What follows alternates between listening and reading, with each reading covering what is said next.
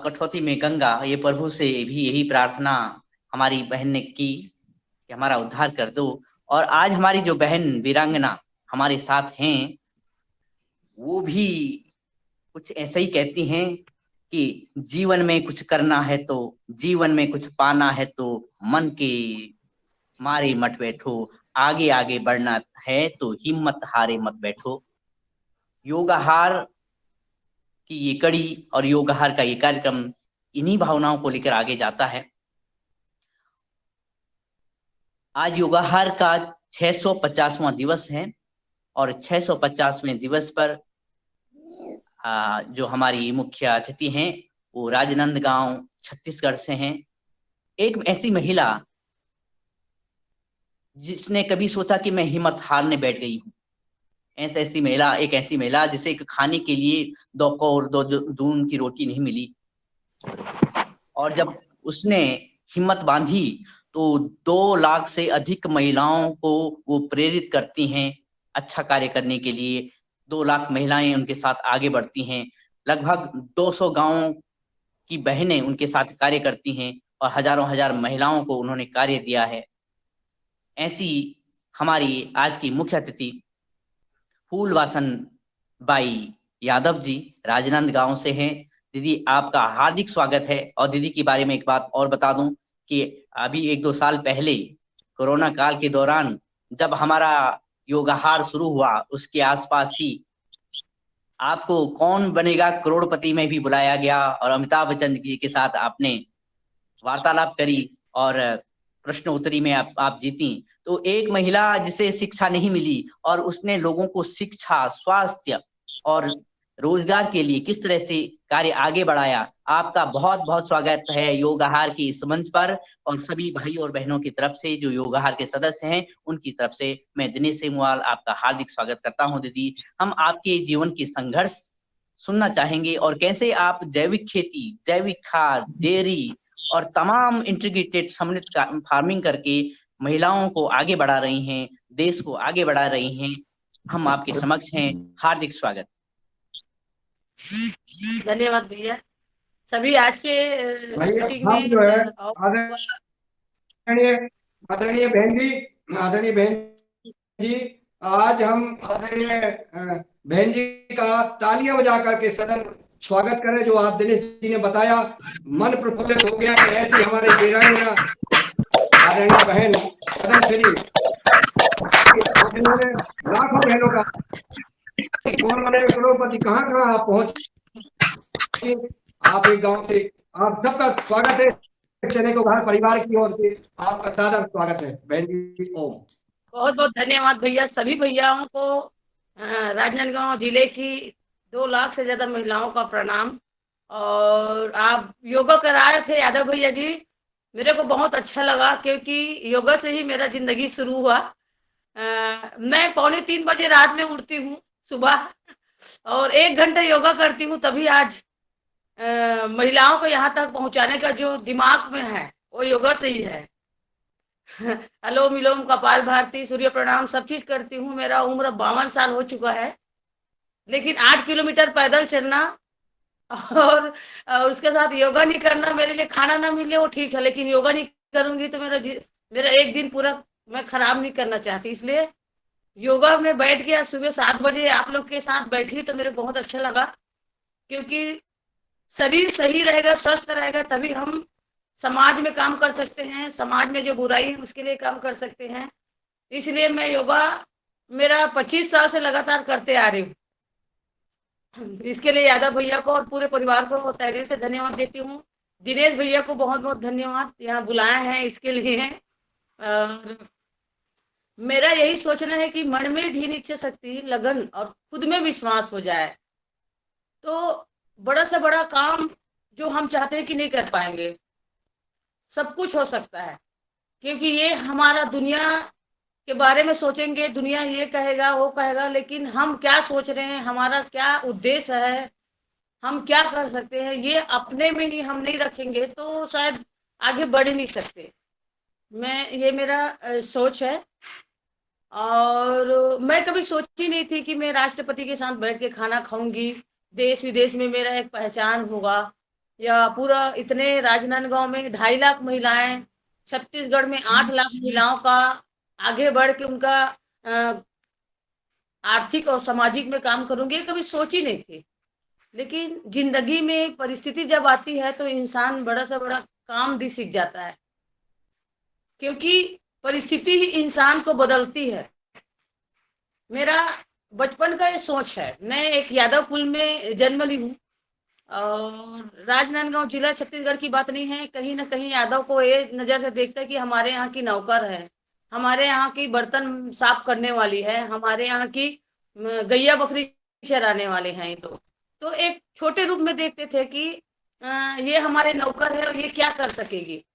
कहीं भी अपने पैसे से, अपने कुछ काम से हम मान लो मांगने भी जाते हैं तो उनको ये लगता था कि नहीं, आज अभी नहीं दूंगी, कल देना, कल नहीं परसों। ये समझ में मेरे को लगा कि जिंदगी में दूसरे का नौकर क्यों करें, हम खुद मालिक बन जाएं। क्योंकि मालिक बनने से हम 100 को पा सकते हैं, अधिक नौकरी करेंगे तो हम अपना ही पेट भरेंगे। तो एक मालिक बनने का तरीका दिमाग में आया। अब उससे पहले मैं आप सबको बताना चाहती हूँ कि मैं 7 साल की उम्र से जिंदगी में गरीबी देखी हूँ। वो गरीबी शायद कभी भी किसी माँ को जिंदगी में देखना ना पड़े। मैं 7 साल से मेरे माँ एक साड़ी को 3 टुकड़ा करके पहनाते थे। हम 5 बहन 2 भाई एक छोटे से होटल में जूठा बर्तन धोती थी, पहाड़ी जाती थी, ऊपर में लकड़ी बिनती थी और सुबह शाम कप बसी धोना, होटल में लकड़ी ला के बिनना बेचना, यही हमारा एक रोजगार था। और 7 साल के बीच में मैं देखी कि हमको एक दिन नहीं 2 दिन ही 3-3 दिन तक भूखे प्यासे रहना पड़ता था। बाकी भाई बहन छोटे थे, उनको ये एहसास नहीं हो पाता था, लेकिन मेरे को एहसास होता था कि बाजू वाले यहाँ खाना बन रहा है तो हमको खाना क्यों नहीं देते। वो जब खा रहे हैं तो हम भी तो इंसान है, हमको भी तो देना चाहिए। तो ये दिमाग में आता था। 7 साल की उम्र में होटल में कब्बसी धोते धोते मेरा मन ये लगा कि जो आदमी पढ़ते लिखते हैं, क्योंकि उन चाय पीने वाले आते थे, उनके जेब में पेन देखती थी मैं, और पेन और पैसा देखती थी। मेरा मन ये लगा कि ये पेन ऐसी चीज है जिसमें पढ़ाई कर ले, सीख जाए, स्कूल चला जाए तो आदमी बहुत पैसा कमा सकता है। और जो गरीबी है, हम खा पी नहीं सके रहे हैं, भूखे प्यासे माँ बाप रख रहे हैं, तो इससे छुटकारा मिलेगा। ये 7 साल के उम्र में मेरा सोच बना कि मैं पढ़ाई लिखाई करूं। गरीबी इतना था कि एक दिन 2 दिन होता था, भूख के मारे रोते थे माँ बाप, ले बेटा सो जा, शाम को बनाएंगे। शाम को भूख लगता था, पेट दबाते थे, माँ बोलती थी कि ले बेटी सो जा, शाम को सुबह दे देंगे। ऐसे करते करते हमारा दिन 3-3 दिन तक हम लोग तड़पते थे भूख के कारण। और जब ट्रैवल कंडक्टर को देखती थी, स्कूल के टीचर को देखती थी, पढ़े लिख के इन लोग पैसा कमा रहे हैं, पेन पकड़ रहे हैं, अच्छा पैसा कमाते हैं, तो मेरा मन पढ़ाई में लगा। मैं पढ़ने के लिए अपने माँ बाप को बोली, वो लोग ध्यान नहीं दिए। दूसरा था कि मैं स्कूल भी लौट के जाती थी कि गुरुजी मेरे को पढ़ाओ ना, मैं पढ़ना चाह रही हूँ। तो वहाँ के टीचर लोग बोलते थे कि सबसे पहले तू कपड़ा पहन के आ, तेरे पास एक साड़ी का टुकड़ा तो पहनी है और पढ़ने का नाम लेती है, सबसे पहले नया कपड़ा पहन के आ, बस्तर लगाना पड़ेगा, भर्ती होना पड़ेगा। ये सब चीज सुन के मेरे मन में इतना दुखी होती थी कि मैं जब अच्छे लड़के लोग पढ़ रहे हैं, दूसरे घर के पूरे परिवार के बच्चे लोग पढ़ा रहे, मेरे माँ बाप क्यों नहीं पढ़ाते, या गुरुजी मेरे क्यों नहीं पढ़ाते, कपड़ा में क्या है, क्या हुआ, मैं साड़ी का टुकड़ा को पहनी हूँ तो मेरे को क्यों नहीं पढ़ाना चाहते। तो मैं स्कूल में मेरे डांट पड़ता था। मेरा होटल और स्कूल लगा था, दिन भर स्कूल होटल स्कूल होटल। वही स्कूल के पास छोटा छोटा पन्ना पड़ा रहता था, उसको उठा के सुई में सील के मैं काफी बना ली। एक दिन का बात था, जुलाई का महीना, नया नया बच्चे लोग स्कूल जाते हैं, नया ड्रेस पहनते हैं, मोजा जूता बस्ता लगा के जाते थे। तो उस दिन मेरा मन इतना व्याकुल हुआ, मैं दौड़ते हुए स्कूल चले गई और उस काफी को लेके, जिसको मैं बनाई थी, जो मैं अपने होटल के पीछे में ही बैठ के बच्चे लोग चिल्ला चिल्ला के पढ़ते थे, उसको सुन के मैं वो काफी में पढ़ने की कोशिश करती थी। फिर उसके बाद मैं दौड़ते हुए सर के पास गई। सर फिर चिल्ला के बोले कि तेरे बार बार बोलते कि तू स्कूल में मत आ, कपड़ा पहन के नहीं आती है, तेरे पास कपड़ा नहीं है, साड़ी पहन के आ जाती है। तो इतना जोर से चिल्लाया, मेरा मन इतना ज्यादा दुखी हुआ और रोते हुए मैं अपने बाबूजी के पास गई और हाथ पकड़ के चिल्ला चिल्ला के रोने लगी कि बाबूजी मेरे को पढ़ाओ ना, मैं पढ़ना चाहती हूँ। सब बच्चे लोग पढ़ रहे हैं, सबके पास ड्रेस है, सबके पास सब चीज है बाबूजी, लेकिन मैं पढ़ना चाहती हूँ। मेरे बाबूजी बोलते हैं कि बेटी हम गरीब है। शायद मैं पहले बार सुनी थी, सबका माँ बाप होता है, गरीब का कोई माँ बाप नहीं होता। मेरे पिताजी बोलते हैं कि तू, हम लोग गरीब है बेटा, 2 वक्त का रोटी नहीं खिला सकते, तो कहाँ पढ़ाएंगे। तू पढ़ने का नाम मत ले, बड़े आदमी लोग पढ़ते हैं। एक क्रेन की तरह लगा कि गरीब होता क्यों है, गरीब का कोई माँ बाप क्यों नहीं होता। भी रोते हुए मैं अपने माँ बैठी थी होटल में ही, उसके पास जाके हाथ पकड़ के उसके गोद में बैठ के चिल्ला चिल्ला के रोई, माँ मेरे को पढ़ाओ ना माँ, मैं पढ़ना चाहती हूँ, मैं कुछ करना चाहती हूँ, मैं पढ़ूंगी माँ, मैं भूख प्यास हम लोग नहीं मरेंगे, मैं पढ़ के मैं बहुत पैसा कमाऊंगी माँ, मेरे को पढ़ाओ ना। माँ बोलती है कि तू बेटी है, पढ़ के क्या करेगी, चूल्हा फूकना है, ससुराल जाना है। हम यादव कुल में गाय बकरी चराते हैं, हमारा काम गाय बकरी चराने का है बेटी। ये बड़े आदमी लोग पढ़ते हैं, पढ़ने का नाम मत ले। और दूसरा, तो दूसरे गांव की, दूसरे घर की धन है, पराए घर की है वो। हम, बेटी यहाँ की नहीं है, बेटी तो दूसरे घर जाएगी, पढ़ के क्या करेगी। दोनों शब्द क्रेन की तरह लगा। और उस दिन 7 साल की उम्र में मैं कसम खा ली कि जिंदगी में एक बेटा काम करके नहीं दिखाए हैं, वो काम मैं करके दिखाऊंगी। 7 साल की उम्र के बाद दूसरे ड्रामा कंडक्टर मेरे को सिर्फ 5वीं कक्षा तक पढ़ाते ही पढ़ाते मेरा शादी 10 साल में कर दिए। मैं कभी सोची नहीं थी कि शादी का मतलब क्या होता है। 10 साल में शादी हो गया और देखते ही देखते मेरा 13 साल के बीच में ससुराल आ गई। ससुराल अपने राजनांदगांव से 13 किलोमीटर है, सुकुल देहान मेरा गांव, सुकुल देहान है।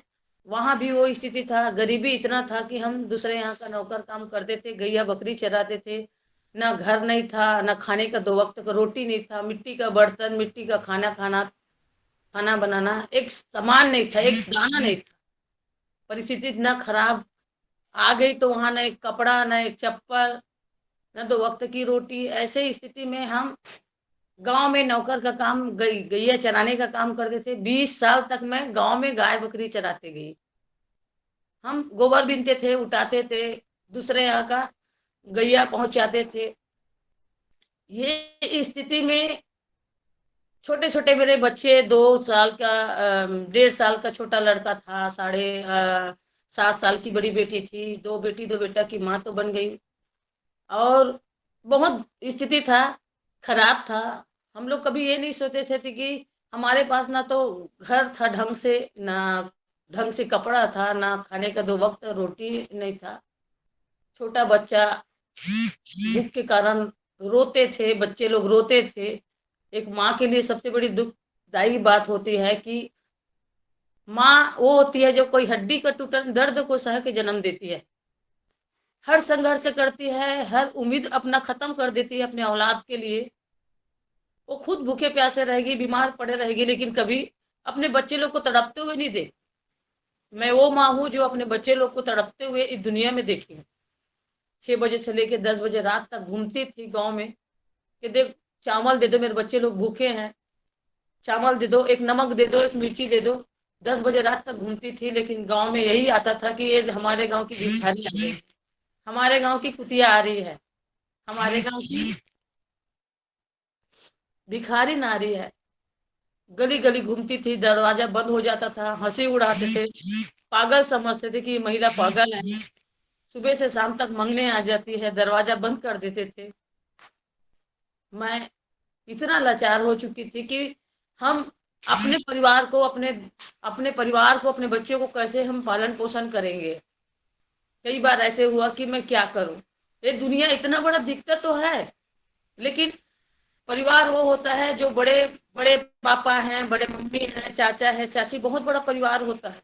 लेकिन दुनिया में सबका परिवार होता है, गरीब का कोई परिवार, कोई समाज, कोई साथ देने वाला कोई नहीं होता। मैं जैसे 10-11 बजे होता था, देखती थी कि आज तो कोई दे दे, एक गिलास चावल दे दे, चावल का मार तो दे दे, लेकिन कोई देने के लिए तैयार नहीं होता था। जहां गली में जाते वो मुंह मोड़ देते थे। उस समय बस मेरा मन लगा कि मैं अब आत्महत्या कर लूंगी।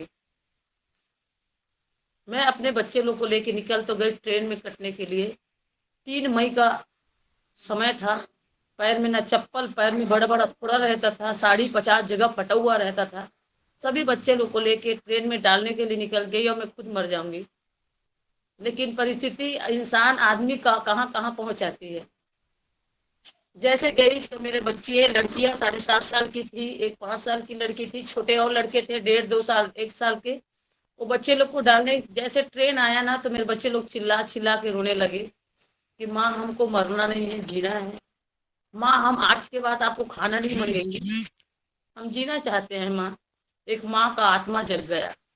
उस समय में अपने औलाद के लिए देखती थी, लेकिन मेरे सामने में 4 मेरे बेटी बेटा नहीं थे। मेरे सामने में पूरे दुनिया का वो गरीब परिवार नजर आने लगा। वो माँ जो तड़पते हुए अपने बच्चे को जन्म दी और गली मोहल्ले में एक रोड में बैठ के अपने बच्चे लोग के लिए भीख मांग रही है। वो चीज मेरे नजर में आया कि आज तो मैं मर रही हूँ, मैं आत्महत्या कर रही हूँ। मेरे बच्चे लोग को ट्रेन में काटने के लिए जा रही हूँ, लेकिन आज दुनिया में कई हजारों ऐसे माँ बाप हैं, ऐसे कई परिवार है जिन लोग खाने पीने के लिए, रहने के लिए, पहनने के लिए कुछ नहीं होता। मेरे जैसे कई हजारों माँ बाप है, उन लोग भी ऐसे मरते जाएंगे, वो भी आत्महत्या करेंगे। आज जिंदा जीऊंगी तो समाज के लिए, मरूंगी तो समाज के लिए। ये 2001 में फिर मेरा पुराना बचपना याद आया कि मैं तो 7 साल में थी, मेरा बेटा 1-1.5 साल का था। मुंह से आवाज नहीं निकलता था, माँ शब्द नहीं निकल पाता था। बस मेरे को लगा कि अब मेरे को जीना है। मन में ढील इच्छा शक्ति, लगन और स्वयं के प्रति विश्वास इंसान को कहां से कहां पहुंचा देता है। मैं कभी नहीं सोची थी कि मैं आज राष्ट्रपति के पास देश विदेश में नाम इतना बड़ा होगा, इतना बड़ा काम कर पाऊंगी, मैं कभी सोच नहीं थी। परिस्थिति यही था कि मैं 11 महिलाओं को जोड़ूं, 2 रुपए पैसा और 1-2 मुट्ठी चावल से शुरुआत की थी 11 महिलाओं को लेके। क्योंकि महिलाएं बाहर नहीं निकल पा रही थी, कोई बाहर नहीं, भूख मरे प्यास मरे जो भी है, घर तक सीमित रहती थी महिलाएं, घूंघट डाल के रहती थी, कोई बाहर नहीं निकल पाते थे। न देने वाले कोई थे, न माँ का स्थिति को समझने वाले कोई थे। उस समय में जब मैं बाहर निकली, सबसे पहले परिवार सामने आया। सबका यही था कि ये घर से बाहर ना निकले, गली मोहल्ला में मत निकले, वो अपने घर तक सीमित रहे। परिवार विरोध करने लगे, घर से बाहर रहना भी पड़ा मेरे को कई दिन तक। एक गिलास पानी भी नसीब नहीं होता था। लेकिन मन में ढील इच्छा शक्ति, लगन और स्वयं में विश्वास जब पैदा हो जाए और जुनून तैयार हो जाए, तो जिंदगी में कोई भी चीज है जो हरा ना सके। मेरे लिए तुच्छ था। मैं गली, पूरे समाज, गांव वाले लोग पूरा विवाद करने लगे। गांव वाले लोग ये गांव से बाहर निकाल दो, ये गांव की बहू नहीं है, गांव को महिलाओं को सामने ला रही है, ये गांव का सामान, किराना सामान बंद कर दिए, पानी भरना बंद करवा दिए, गाय बकरी चरवाना बंद करा दिए। हर तरीका से परिस्थिति इतना बदल चुका था कि कोई बात भी नहीं करना चाहते थे। क्योंकि ये गांव की बहू है, बहू तक नहीं रहती है, ये महिलाओं को सामने ला रही है। ये पुरुष का काम है, पुरुष लोग बैठते हैं, महिलाएं नहीं बैठती है। तो ये विरोध करने लगे। रात रात में छोटे छोटे बच्चे को लेके पूरे गांव के बीच में बैठा देते थे कि इनको गांव से बाहर निकाल दो, बाहर निकाल दो। मैं ये सब चीज को सुनती थी, बोलती नहीं थी, क्योंकि जिंदगी में नाम से इंसान कोई बड़ा नहीं होता, काम से बड़ा होता है।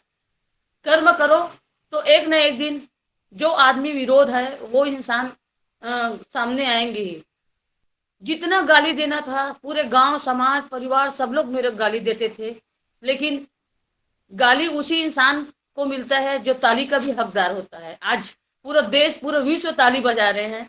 ये एक कर्म ही है, कोई फुलबासन दीदी कोई नाम का पहचान नहीं है, एक कर्म का पहचान है। इसलिए मैं गांव का विरोध को सहते गई।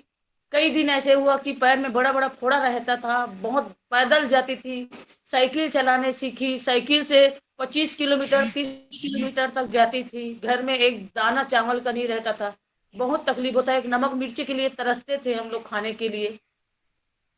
फिर 11 महिलाओं को जब जोड़ी, 2 रुपए पैसे 2 मुट्ठी चावल से, मेरा यही था कि 10 एक लकड़ी को आसानी से तोड़ा जाता है, 15-20 लकड़ी को गट्ठा बांध दिया जाए, किसी में ताकत नहीं कोई तोड़ सके।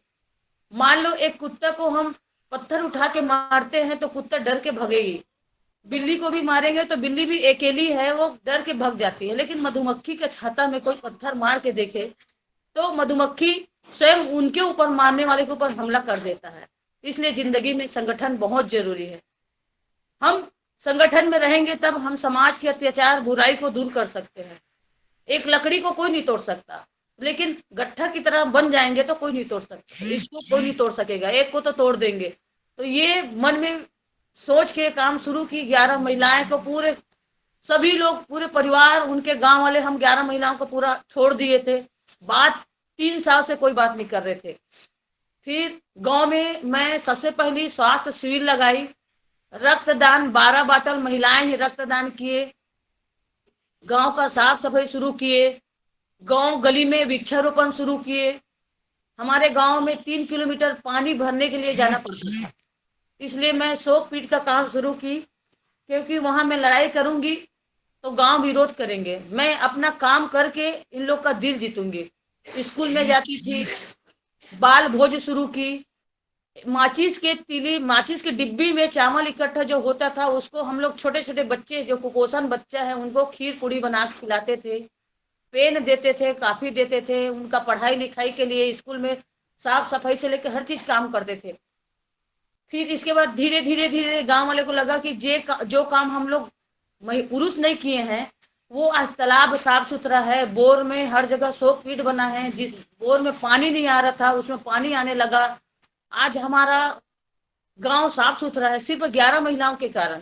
तो फिर गांव वाले लोग समझे और 15 अगस्त को झंडा फहराने का मौका मिला कि ये काम का, ये चीज, आज का दिन राष्ट्रीय ध्वज फहराने का आपके हाथ में है, क्योंकि आपके ही कारण में आज महिलाएं इतना सारा 35 समूह बना और महिलाएं अच्छा काम करने लगी, बैंक में खाता खुलाए और धीरे धीरे छोटे छोटे रोजगार से हम लोग टेंट हाउस लगाना, बाजार बर्तन भंडार, किराया भंडार लगाना, छोटे छोटे चन्ना मुर्रा का दुकान लगाना। 2001 में 6 महीने में मैं शुरुआत कर दी। बैंक से पैसा लोन निकाल के, हमारा जब पैसा जमा होता था 110 रुपया होता था, 11 महिलाएं थे। पहला था कि जो महिलाएं अपने बच्चे को खिला नहीं पाती, हम 11 महिलाएं बच्चे को सबसे पहले उनके घर में 3 किलो चावल देते थे। जो बच्चा पढ़ नहीं पा रहा है उनको पढ़ाना है। तीसरा था कि जो बच्चे बीमार है उनका इलाज कराएंगे। ये तीनों चीज जब हम लोग शुरू किए तो इसमें शिक्षा, पढ़ाई, भलाई, सफाई, ये 3 मैं नाम दे दी 2001 में कि हमारा उद्देश्य है पढ़ाई, भलाई, सफाई। पढ़ाई में कोई भी बच्चा ना छूटे, क्योंकि मैं खुद पढ़ नहीं पाई हूँ। 13 साल में ससुराल आ गई थी। बचपन में था कि मैं पढ़ूं लिखूं, लेकिन गरीबी के कारण पढ़ नहीं पाई थी और मेरे को खाने पीने की भूख के कारण में मेरे को ससुराल भेज दिए माँ बाप, इसलिए मैं पढ़ाई को महत्व देती हूँ। दूसरा था कि हम अपना घर, गांव, समाज स्वस्थ रखेंगे तो हमारा परिवार, समाज भी स्वस्थ आएगा। कहीं ना कहीं किसी न किसी को एक काम करना पड़ेगा। स्वच्छता से लेके, शौचालय से लेके, जैसे हम शौचालय बना दिए, सोच नहीं बदला तो शौचालय का उपयोग नहीं होता। आज हर जगह भारत सरकार को मांगते हैं कि हमको शौचालय के लिए पैसा चाहिए, पैसा चाहिए। गरीबी रेखा है हमारे लिए, कार्ड में पैसा चाहिए। मैं कभी आज तक 23 साल हो चुका है, मैं कभी सरकार को पैसा नहीं मांगती, क्योंकि ओट और नोट से दूर हूँ। मेरे को ओट चाहिए ना नोट चाहिए। मेरा जिंदगी है कि आर्थिक मजबूत करूंगी तभी हमारा समाज मजबूत होगा। ये लेके 11 महिलाओं को लेके शुरू की थी और आज देखते देखते 14,000 से भी ज्यादा महिला स्व सहायता समूह है। राजनांदगांव जिले की बता रही हूँ, 1681 गांव है, ऐसे कोई गांव नहीं है जहां महिला स्व सहायता समूह नहीं है। और वो 1681 गांव में महिलाएं रोजगार करती हैं, कंपनी चल रही है, सोसाइटी चला है, सहकारी सोसाइटी बना है। ये काम हमारा रहता है। पहले हमारा 5 हम सूत्र बनाए कि नियमित बैठक करो, आप घर से बाहर निकलोगे तो आपका सोच बदलेगा। नियमित बचत करना सीखो, चाहे 2 रुपए हो या 5 रुपए हो। तीसरा था कि आपसी लेन देन करो, एक दूसरे का मदद करो। चौथा था कि कहीं किसी को मदद किए हैं तो उनका पैसा को भी, उधार को वापसी करो। और आखिरी सब चीज कर लिए, लेकिन आपके पास लेखा संधारण बहुत जरूरी है, लिखाई पढ़ाई बहुत जरूरी है। तो 5वीं चौथी पढ़ने वाली महिलाएं उसको रजिस्टर लिखना पढ़ना सिखाई हूँ मैं। और लगभग 2.5 लाख महिलाएं जुड़ी हैं। 14,000 महिला स्व सहायता समूह। आज 2 रुपए पैसा जो शुरू की थी वो 40 करोड़ बचत राशि है। सिर्फ राजनांदगांव में 40 करोड़ बचत राशि है। और छत्तीसगढ़ में, पूरे छत्तीसगढ़ में 8 लाख महिलाएं जुड़ी है, जिसमें 95 करोड़ बचत राशि है। मैं पूरे गांव-गांव में घूम के समूह बनाती हूँ, पद यात्रा करती हूँ 4 दिन 5 दिन। इसके लिए 1 रुपए पुराना साड़ी और 1 रुपए पैसे से हमारा 2.5 लाख महिलाओं का कार्यक्रम होता है। पुराना साड़ी इसलिए रखती हूँ क्योंकि पंडाल में लाखों रुपया पैसा खर्च होता है। पुराना साड़ी जिसको हम लोग फेंक देते हैं, उसको डबल करके हम लोग पंडाल बनाते हैं। और जो चावल, हर घर से चावल 1 मुट्ठा आता है, दाल आता है, तो वो चावल में एक सामाजिक संगठन का एक बहुत बड़ा ताकत होता है। छुआछूत का जो भावना है समाज में, उसको हम कम कर सकते हैं। किसी के पास हाथ फैलाने का जरूरत नहीं पड़ता। इसलिए मैं 5 हमारा काम जो चला पैसा वाला, 1 रुपया पैसा, 1 मुट्ठी चावल, एक मुट्ठी दाल से ही 2.5 लाख महिलाओं का खिचड़ी बना के हम लोग कार्यक्रम करते हैं। सभी देवी देवता, जो जाति समाज हमारे भारत में है, उनका फोटो लगा के खिचड़ी चढ़ा के उस खिचड़ी को खाते हैं। हम कभी सरकार के पास अपना मदद मांगने के लिए नहीं गए। आज 2.5 लाख महिलाएं जो जुड़ी हैं, उनका बड़ा बड़ा सोसाइटी है। हमारा सोसाइटी 100 रुपया से शुरू किए थे।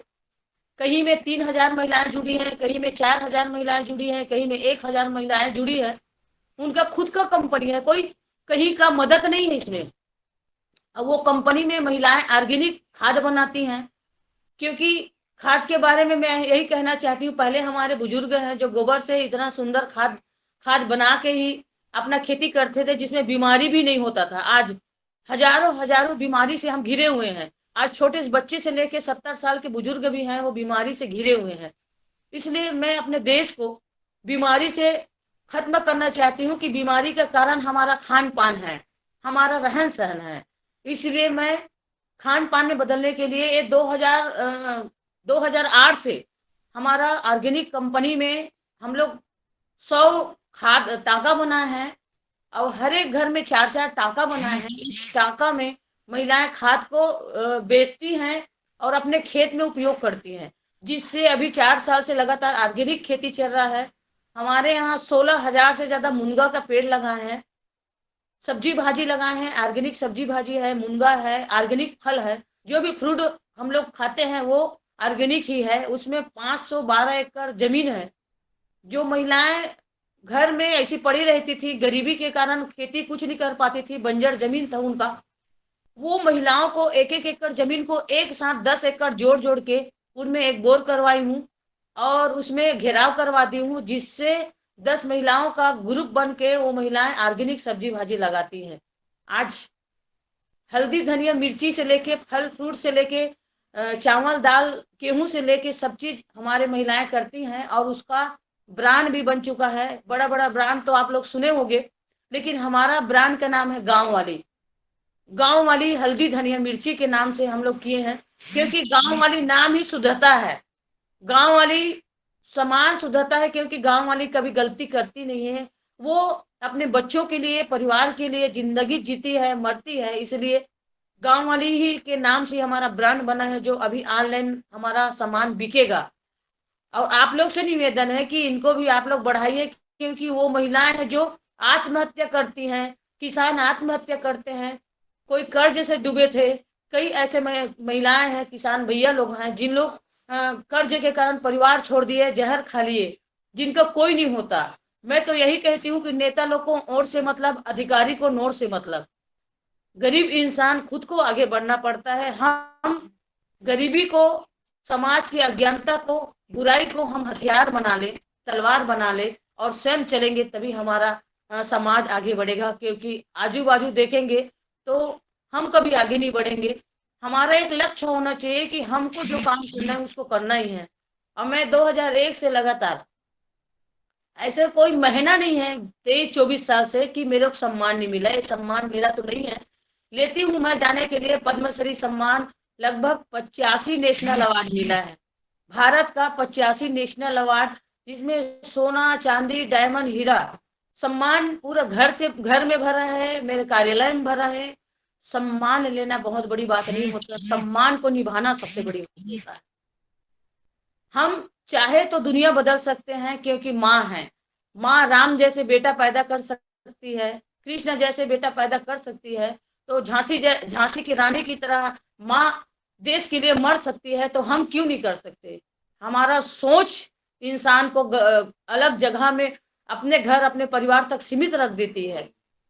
हम सोचे कि हमारा जन्म अपने परिवार तक नहीं है, हमारा समाज भी परिवार है। हर एक माँ चाहेगी तो घर गांव समाज बदलेगा। हर एक माँ चाहेगी तो हर समाज में संस्कार आएगा।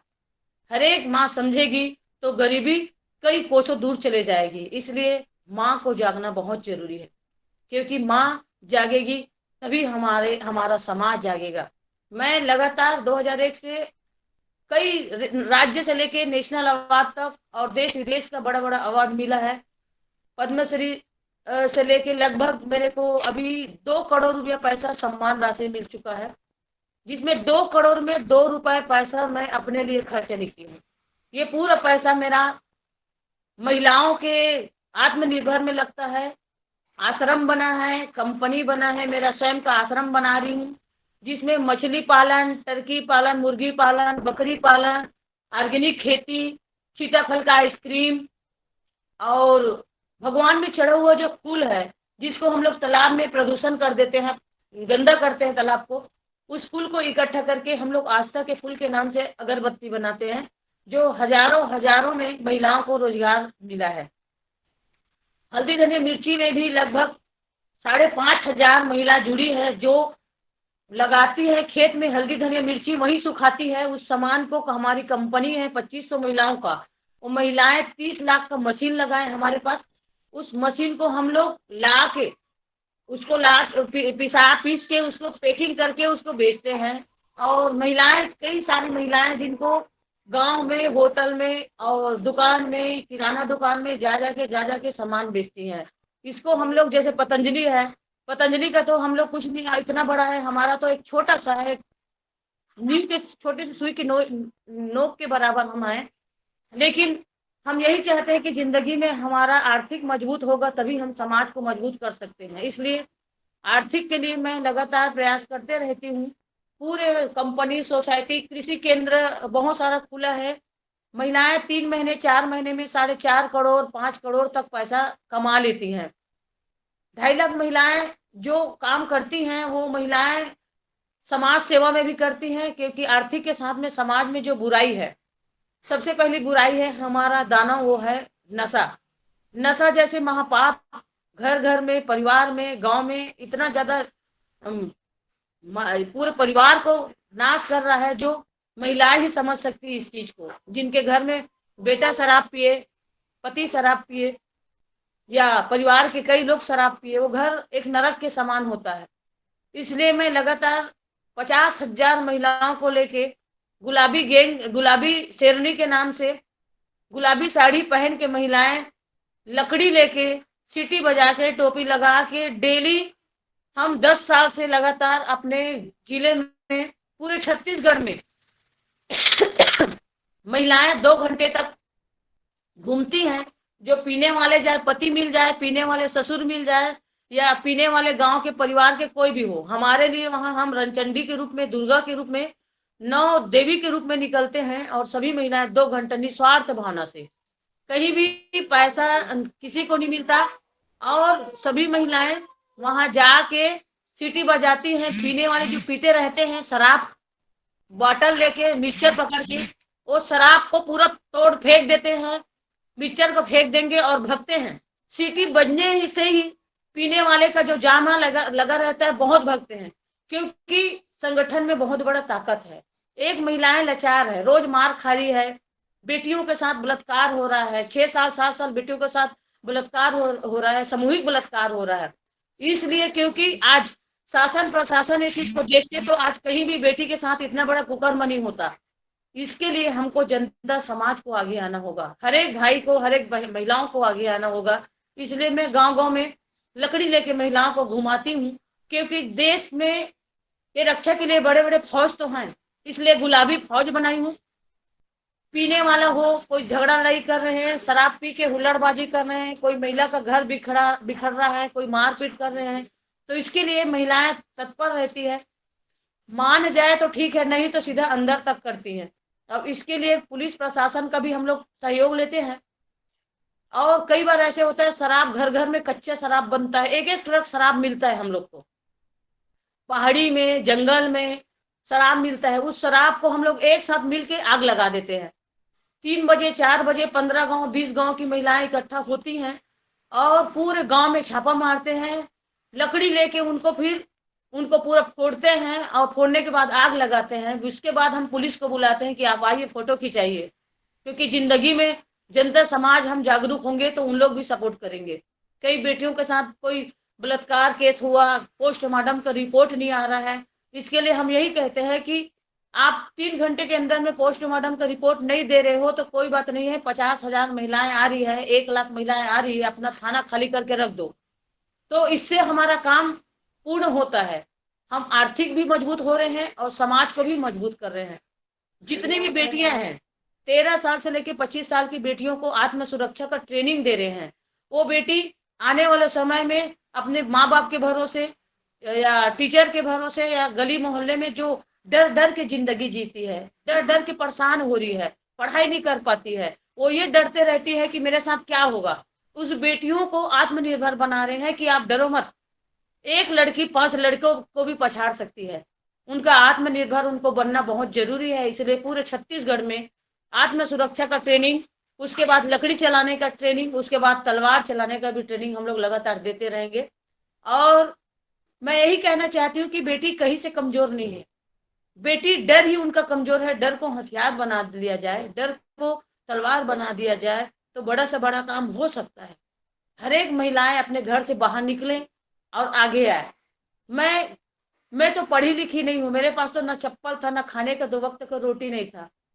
उसके बाद भी आज मैं छत्तीसगढ़ में 8 लाख महिलाओं का सामने आके, किसी कल की बात है कि 5 महिलाओं को एक परिवार पूरे इतना बुरी तरह से मारे हैं, उनका कुछ नहीं हो रहा था, लेकिन आज तुरंत एसपी के पास, पूरे छत्तीसगढ़ में बड़े बड़े अधिकारी, एसपी, सांसद, विधायक के पास फोन लगाते गए, उनको तुरंत गिरफ्तार करना पड़ा। तो ऐसे हम संगठन में रहेंगे तो हमारा बात को सुनेंगे, नहीं रहेंगे तो अपने घर तक सीमित रहेंगे तो जिंदगी क्या है। जीना है तो समाज के लिए, मरना है तो समाज के लिए। एक तो जानवर, एक पशु पक्षी भी अपने परिवार के लिए जीते हैं, हम तो इस इंसान हैं। इसलिए मैं पैसे के लिए काम करती हूँ ना सम्मान के लिए काम करती हूँ। चाहे सदी के महानायक अमिताभ बच्चन से लेके राष्ट्रपति, प्रधानमंत्री के, देश के, विदेश के बड़े बड़े हीरो हीरोइन, बाबा रामदेव बाबा जी, अन्ना हजारे जी हैं, और बड़े से बड़े के पास जाके बैठ के वहां जाने का मौका मिला। मैं तो बस में भी नहीं बैठे थे, लेकिन आज फ्लाइट में आना जाना करती हूँ। कहीं बुलाना है तो लगभग 6 महीने समय लेना पड़ता है। सुबह से लेके शाम तक मेरा 2:45 बजे से लेके मैं अपना योगा साधना करती हूँ, पूजा पाठ करती हूँ, उसके बाद निकल जाती हूँ। और पूरे छत्तीसगढ़ में, पूरे भारत में, बड़े बड़े यूनिवर्सिटी में, कॉलेज में, विदेश के, यूरोप में, अमेरिका में, दुबई में वीडियो कॉन्फ्रेंसिंग के द्वारा बच्चों को यही सिखाना चाहती हूँ कि आप मालिक बनिए, नौकर मत बनिए। बच्चे लोग पढ़ रहे हैं, आज नौकरी करने के लिए पढ़ाई करते हैं। माँ बाप का भी यही सोच रहता है कि हमारा बेटा कलेक्टर बनेगा, हमारा बेटा इंजीनियर बनेगा। क्यों? पढ़ाई कलेक्टर इंजीनियर बनोगे तो अपने लिए तक ही सीमित रहोगे, लेकिन आप नौकरी करोगे तो आप वही तक सीमित रहोगे। लेकिन रोजगार करोगे, खेती बाड़ी करोगे तो आप 100 इंसान को भी पाल सकते हो, मालिक बन के जिंदगी जी सकते हो और दूसरे को भी मालिक बना सकते हो। इसलिए बड़े बड़े जितना भी बच्चे हैं बाहर से, भारत से बड़े बड़े यूनिवर्सिटी, सूरत है, खड़गपुर IIT है, तो वहाँ के बच्चे लोग और दिल्ली के बच्चे, सूरत से, इरमा से बच्चे लोग आते हैं 1.5 महीने 2 महीना मेरे यहाँ, और यहाँ रह के पढ़ाई करते हैं कि दीदी कैसे ऑर्गेनिक से लेके आज समाज में बड़ा बड़ा कंपनी और महिलाओं को जोड़ के कैसे काम करती है। मैं खुश नसीब हूँ कि दूसरों का काम आ सकूं। जो भी 2 करोड़ मिला उसमें मेरा पूरा समाज, 2 लाख 2.5 लाख महिलाओं का संगठन चल रहा है। और मैं आज भी गाय बकरी चराते हैं हम लोग। पहले दूसरे यहाँ का नौकर काम करते थे, आज मेरे यहाँ 100 बकरी है, गाय है, भैंस है, दूध बेच के मैं समाज सेवा करती हूँ। और क्योंकि मेरा जिंदगी में जिस दिन मेरे को जरूरत था पैसे का, चावल का, तो नहीं मिलता था, लेकिन मैं अपने पति, मेरा पति पढ़ा लिखा तो नहीं है, लेकिन गाय बकरी चरा के पूरा घर परिवार चला रहा है और इसमें मैं बहुत खुश हूँ। और इससे ही मैं समाज सेवा कर पा रही हूँ, क्योंकि मेरा घर का जो अभी आप घर देख रहे हो, 16 लाख का घर बनाया है बकरी बेच के। ये ही रोजगार है, आज भी मेरे पास ये रोजगार है दूध का और बकरी का, जिसको मैं पूरे छत्तीसगढ़ में फैला रही हूँ। और आखिरी यही चीज कहना चाहती हूँ कि 3 चीज ऐसे है जिसमें हम सबको एक चीज को ध्यान देना चाहिए। मेरे हिसाब से सम्मान बहुत बड़ी बात नहीं है। कोई काम करने के लिए सम्मान मिल जाए, पैसा मिल जाए, बहुत बड़ी बात नहीं है। जो चीज सुकून मिले अंतर आत्मा में, वो काम करना चाहिए। मेरे को कभी भी ये नहीं लगा कि मेरे को 2 करोड़ पैसा मिला, ये मेरा कोई अधिकार नहीं है, ये पूरे 2.5 लाख महिलाओं का ताकत है। मैं अकेला क्या कर सकती थी, मेरे साथ सभी महिलाएं जुड़ती गई, साइकिल से यात्रा करते गए, दिन रात एक कर दिए सभी महिलाएं, तभी हमको आज पद्मश्री सम्मान मिला और अनेकों अनेकों मान सम्मान मिला। आज मेरी महिलाओं को भी बहुत सारा नेशनल अवार्ड मिल चुका है, ये मेरा सम्मान चाहती हूँ। और पैसे के लिए मैं यही कहना चाहती हूँ कि आज कोई भी काम करने के पहले हम यही सोचते हैं कि हमको क्या मिलेगा, क्या मिलेगा, हम ये काम करेंगे, ये छोड़ दो। अर्जुन जी को समझाते हैं कृष्ण कन्हैया लाल जी, हमारे ठाकुर जी यही कहते हैं कि कर्म करो, फल का आशा मत करो। शायद मैं भी अपने ठाकुर जी यादव कुल की बेटी हूँ, तो मेरे को पता है कि कर्म ही हमारे लिए सर्वश्रेष्ठ धन है और मान सम्मान है। कर्म करेंगे तो पहचान से इंसान कोई बड़ा नहीं होता, कर्म से बड़ा होता है। भगवान तो भाग्य लिख के भेज देते हैं, लेकिन कर्म हमको ही करना पड़ेगा। हम जैसे कर्म करेंगे वैसे परिणाम हमको मिलेगा। तो लालच ना करें, कोई काम करने से पहले हम पहले दूसरे के बारे में सोचें। हम दूसरे के बारे में सोचेंगे तो परमात्मा हमारे बारे में सोचेगा। दूसरा चीज कहना चाहूंगी, जिंदगी में समय सबसे बड़े अमूल्य है। समय का ध्यान हम देते हैं तो समय हमारा ध्यान देगा। मैं कभी, आप लोग जुड़ने से पहले मेरे को 7 बजे जुड़ना था, लेकिन मैं 10 मिनट के पहले जुड़ चुकी थी, क्योंकि मैं समय का बहुत ध्यान देती हूँ। 2:45 बजे रात में उठना, घर का काम करना, अपना भगवान को मानना, अपना योगा साधना करना, पैदल घूम के आना, ये मैं अपना रूटीन में बना ली हूँ। तभी मैं समाज में बड़ा बड़ा काम कर सकती हूँ, क्योंकि शरीर स्वस्थ रहेगा, अच्छा रहेगा, तभी हम बड़े से बड़े काम कर सकते हैं। तीसरा चीज कहना चाहूंगी कि जिंदगी में कितना भी बड़ा ऊंचाई में चले जाओ, ऊंचाई चढ़ने में एक इंसान कोई कामयाब नहीं होता, इसके लिए लाखों लाखों करोड़ों भाई बहनों का आशीर्वाद रहता है। कोई सम्मान बड़ा नहीं होता, सम्मान सभी का होता है। मैं तो पद्मश्री, यहाँ आप छत्तीसगढ़ में राजनांदगांव आओगे तो हर घर में पद्मश्री मिलेगा। पद्मश्री मेरे नाम में मेरे को मिला, लेने तो गई थी, लेकिन आज राजनांदगांव में 1681 गांव में हर जगह आपको पद्मश्री का समूह मिलेगा। तो ये सम्मान के लिए आदमी अपने आप को यह है कि मैं बहुत बड़ी हूँ, मैं शब्द आना ही नहीं चाहिए, हम सबसे बड़े सर्वश्रेष्ठ है। इसलिए जिंदगी में हम जीरो को लेके चलेंगे तो 1000 करोड़ लाख बन सकते हैं। जीरो नहीं रहेगा तो कभी जिंदगी में करोड़ बनेंगे ना लाख बनेंगे। इसलिए जीरो महत्व है हमारे लिए, एक छोटा सा चीज हमारे लिए बहुत महत्व है। इसलिए मैं यही चाहती हूँ कि मेरे छोटे छोटे मेरे भाई बहन है, उनका मदद में लगे रहती हूँ। और वही मदद से आज पूरे देश विदेश में जो माँ बमलेश्वरी फेडरेशन का एक संगठन बना है, जिसमें महिलाएं जुड़ के आर्थिक से सामाजिक से जो आगे बढ़ रही हैं, रोजगार कर करके आगे बढ़ रही हैं, सभी भाइयों लोग का सपोर्ट मिल रहा है। कौन बनेगा करोड़पति जैसे जगह में जाके 50 लाख जितना बिना पढ़े लिखे हो के भी बहुत बड़ी बात है। ये सभी के आशीर्वाद था कि मैं लगातार उनका उत्तर देते गई अमिताभ बच्चन जी को, और उनको ये भी लगा कि 20 बार वो अपना एपिसोड को रोकना पड़ा। शायद वो पहले से इंसान उनको मिला था कि माँ बहुत कुछ कर सकती है। वो बस यही कहता गया कि आदमी अपने लिए तो सब लोग जीते हैं, बड़े बड़े सीओ देखा हूँ, बड़े बड़े बीओ देखा हूँ, दुनिया का हर चीज देखा हूँ, लेकिन आप में ऐसे क्या चीज है जो इतने सारे महिलाओं को बिना पढ़े लिखे भी आप इतना बड़ा काम करते हो। तो मैं यही कहना चाहती हूँ कि जिंदगी में कोई इंसान बड़ा नहीं होता, बड़ा वो होता है जो सबको लेके चलने वाला होता है, और वो है हमारा सबसे बड़ा जीरो। जीरो को महत्व देती हूँ। और अभी तो मैं छोटे से वृक्ष तो नहीं बनी हूँ, छोटा सा पौधा है। बहुत जल्दी मैं मेरे आश्रम में मैं चले जाऊंगी। मेरा जिंदगी एक मदर टेरेसा महात्मा गांधी को मैं अपना गुरु मानती हूँ। और मैं आज तक कभी अपने लिए न चप्पल लेती हूँ, न चश्मा ली हूँ, न कपड़ा ली हूँ, न बैग ली हूँ। एक मोबाइल भी मेरे पास नहीं था। एक कार्यकर्ता लोग मेरे मोबाइल दिए केबीसी में आने के बाद में। अपने लिए सभी लोग जीते हैं, लेकिन दूसरा के लिए जिंदगी जीना ही एक सबसे बड़ा महत्वपूर्ण जिंदगी होता है। क्योंकि कुछ लेके आए हैं ना कुछ लेके जाएंगे, जाएंगे वो हमारा कर्म ही। हम अच्छा कर्म करते रहेंगे तो हम बहुत ऊंचाई तक जाएंगे। मैं बहुत जल्दी आश्रम में चले जाऊंगी। और मरने उपरांत मैं अपने शरीर को देह दान कर चुकी हूँ कि मरने के बाद भी मेरा शरीर इस समाज में जाए। क्योंकि आग लगा देंगे, मिट्टी में डाल देंगे, क्या मतलब। इसलिए पूरा शरीर को भी देह दान कर दी हूँ। और मैं यही चाहती हूँ कि हर एक महिलाएं आत्मनिर्भर बन जाए। कभी भी वो अपने पति के भरोसा ना रहे, अपने परिवार के भरोसा ना रहे, वो अपना खुद का जिंदगी जिए। क्योंकि मैं देखी हूँ कि जिंदगी में माँ ही इतना लाचार होती है, चाह के भी अपने औलाद को 2 वक्त की रोटी नहीं खिला पाती है। तो माँ की ममता क्या लगता है। वो तो गीला में सो सकती है, बीमार है, तड़पते हुए स्वयं बीमार पड़े रहेगी, लेकिन अपने बच्चे का हर उम्मीद को पूरा करती है। माँ से बड़े दुनिया में कुछ नहीं होता है। दुनिया में भगवान को कोई नहीं देखते, लेकिन माँ बाप एक ऐसी चीज होता है जो भगवान के रूप में माँ बाप भगवान भेज दिए हैं।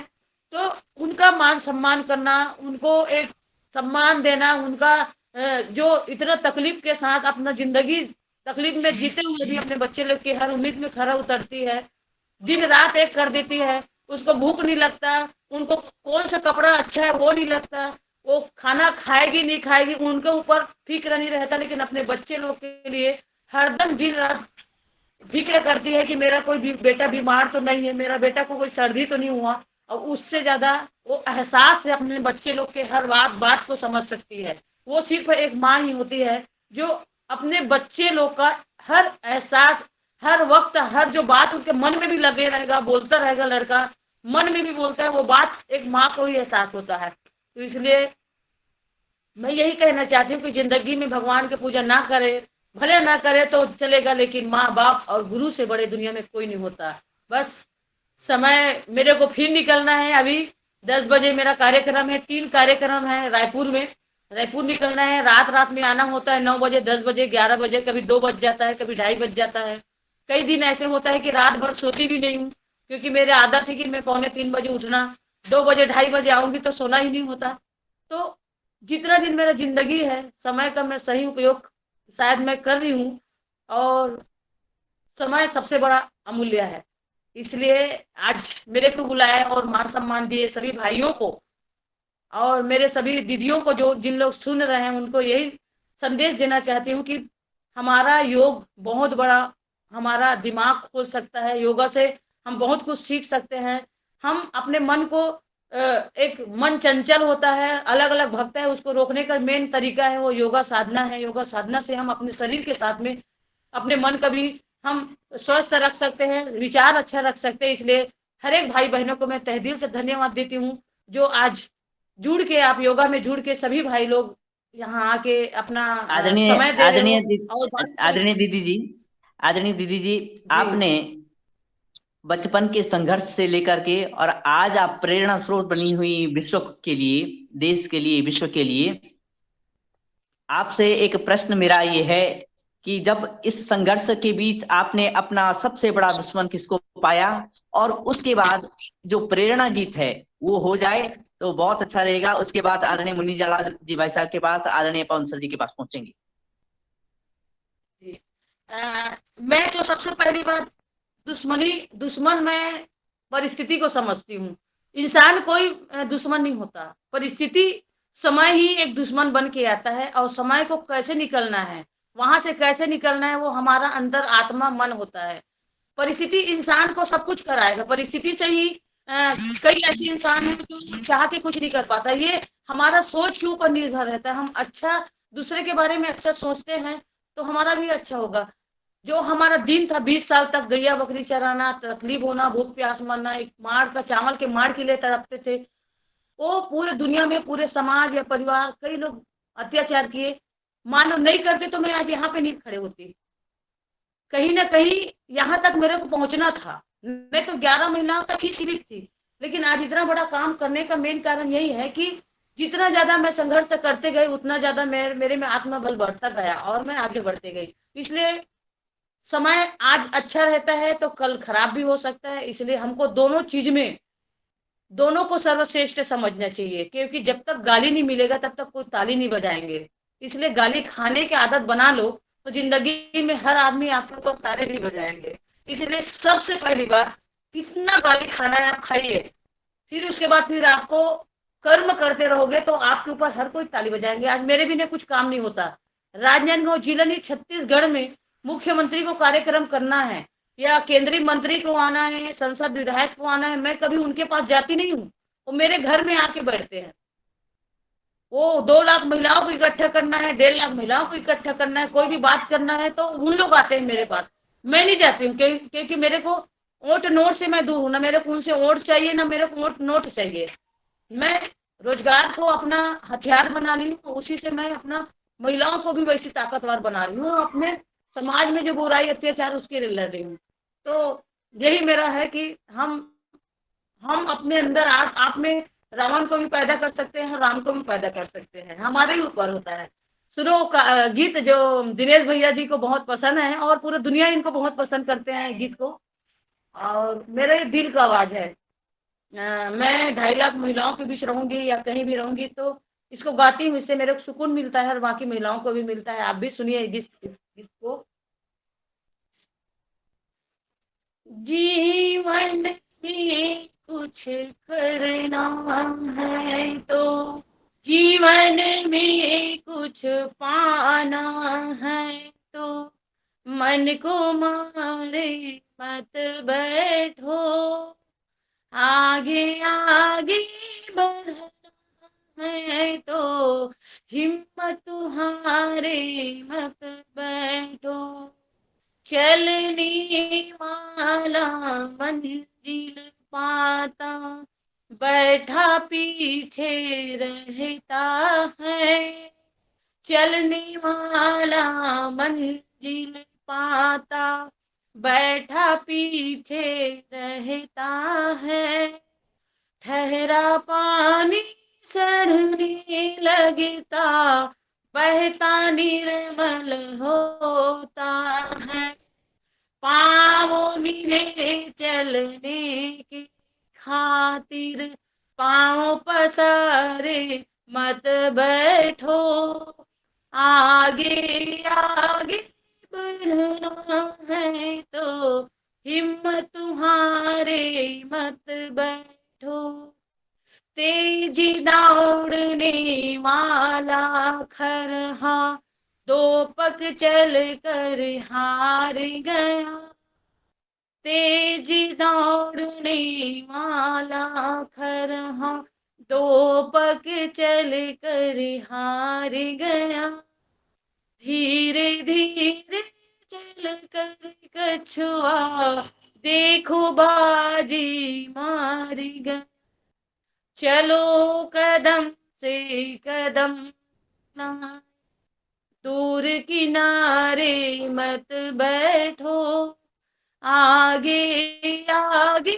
बढ़ना है तो हिम्मत तुम्हारे मत बैठो, धरती चलती अंबर चलते चांद रात भर चलता है, धरती चलती अंबर चलते चांद रात भर चलता है, किरणों का उपहार बांटने सूरज रोज निकलता है, हवा चले तो महक बिखेरे तुम भी प्यारे मत बैठो, आगे आगे बढ़ना है तो हिम्मत तुम्हारे मत बैठो, जीवन में कुछ करना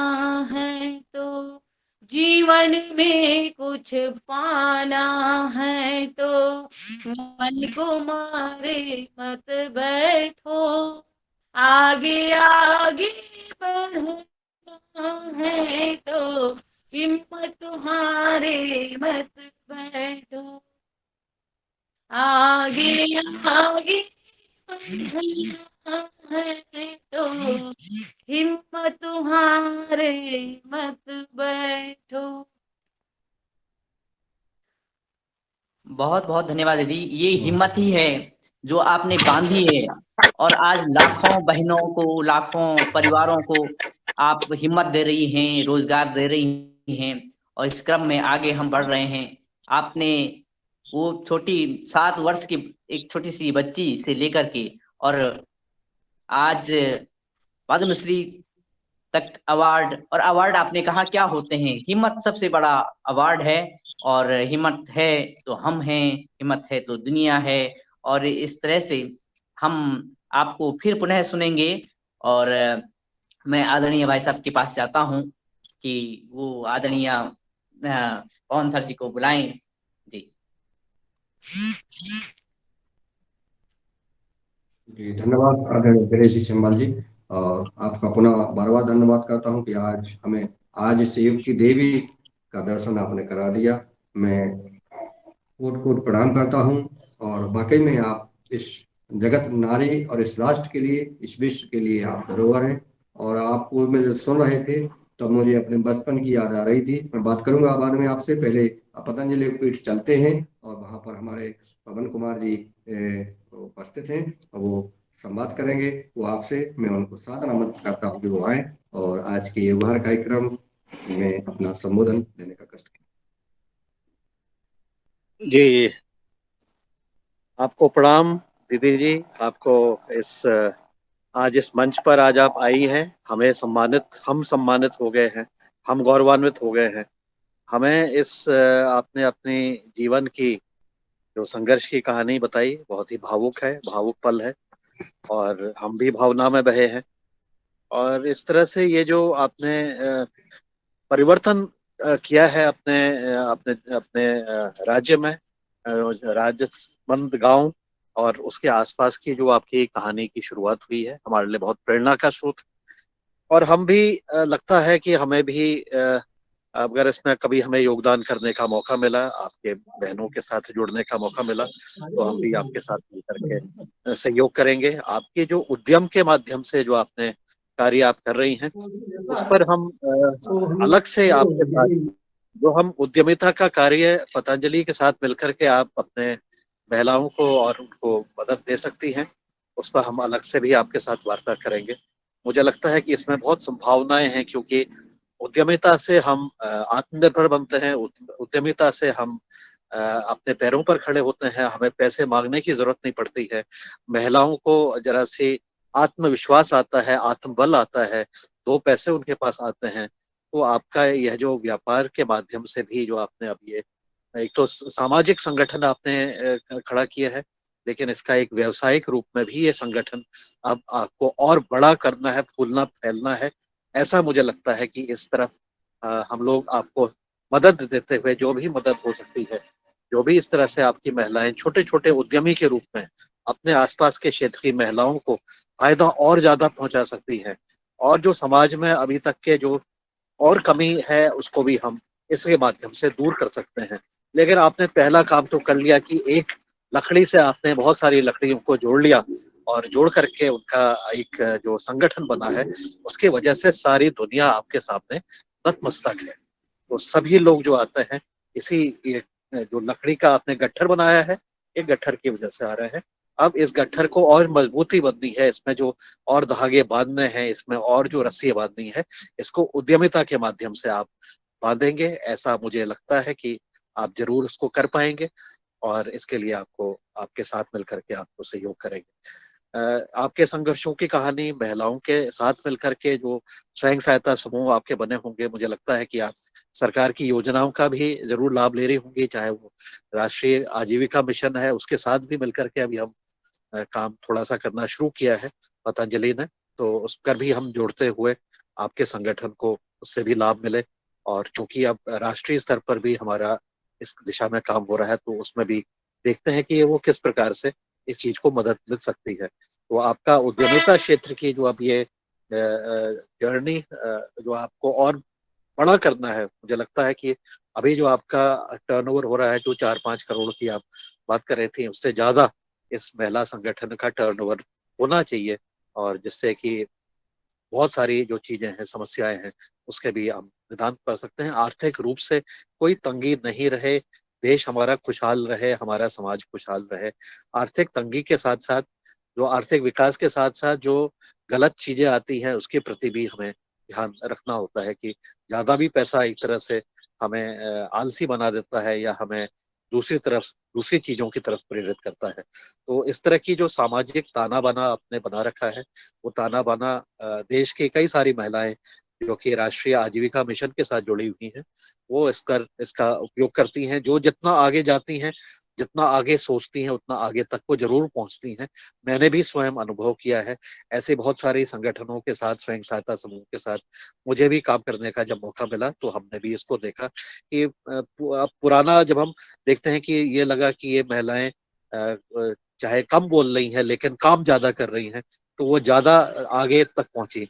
और जो ज्यादा बोल रही थी, काम कम कर रहे थे, वो उनकी गति कम रही, वो पीछे रह गई।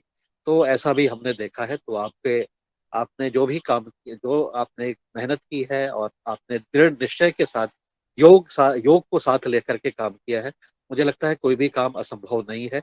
आपके इसको जो आपने जो इनिशिएटिव लिया है, इसको हम प्रणाम करते हैं, और आशा करते हैं कि आप और ज्यादा प्रगति करो आपके जीवन में। आपकी वजह से और बहुत सारी महिलाओं को खुशी मिले, सम्मान मिले। यही कामना के साथ मैं आज अपनी वाणी को विराम देता हूँ। आज मैं आपको बुलाने के लिए दिनेश जी का भी बहुत बहुत धन्यवाद देता हूँ, ये उनकी वजह से हुआ। और वापस मुन्नीलाल जी, आप मंच को आगे संभालिए। नमस्कार, धन्यवाद और प्रणाम।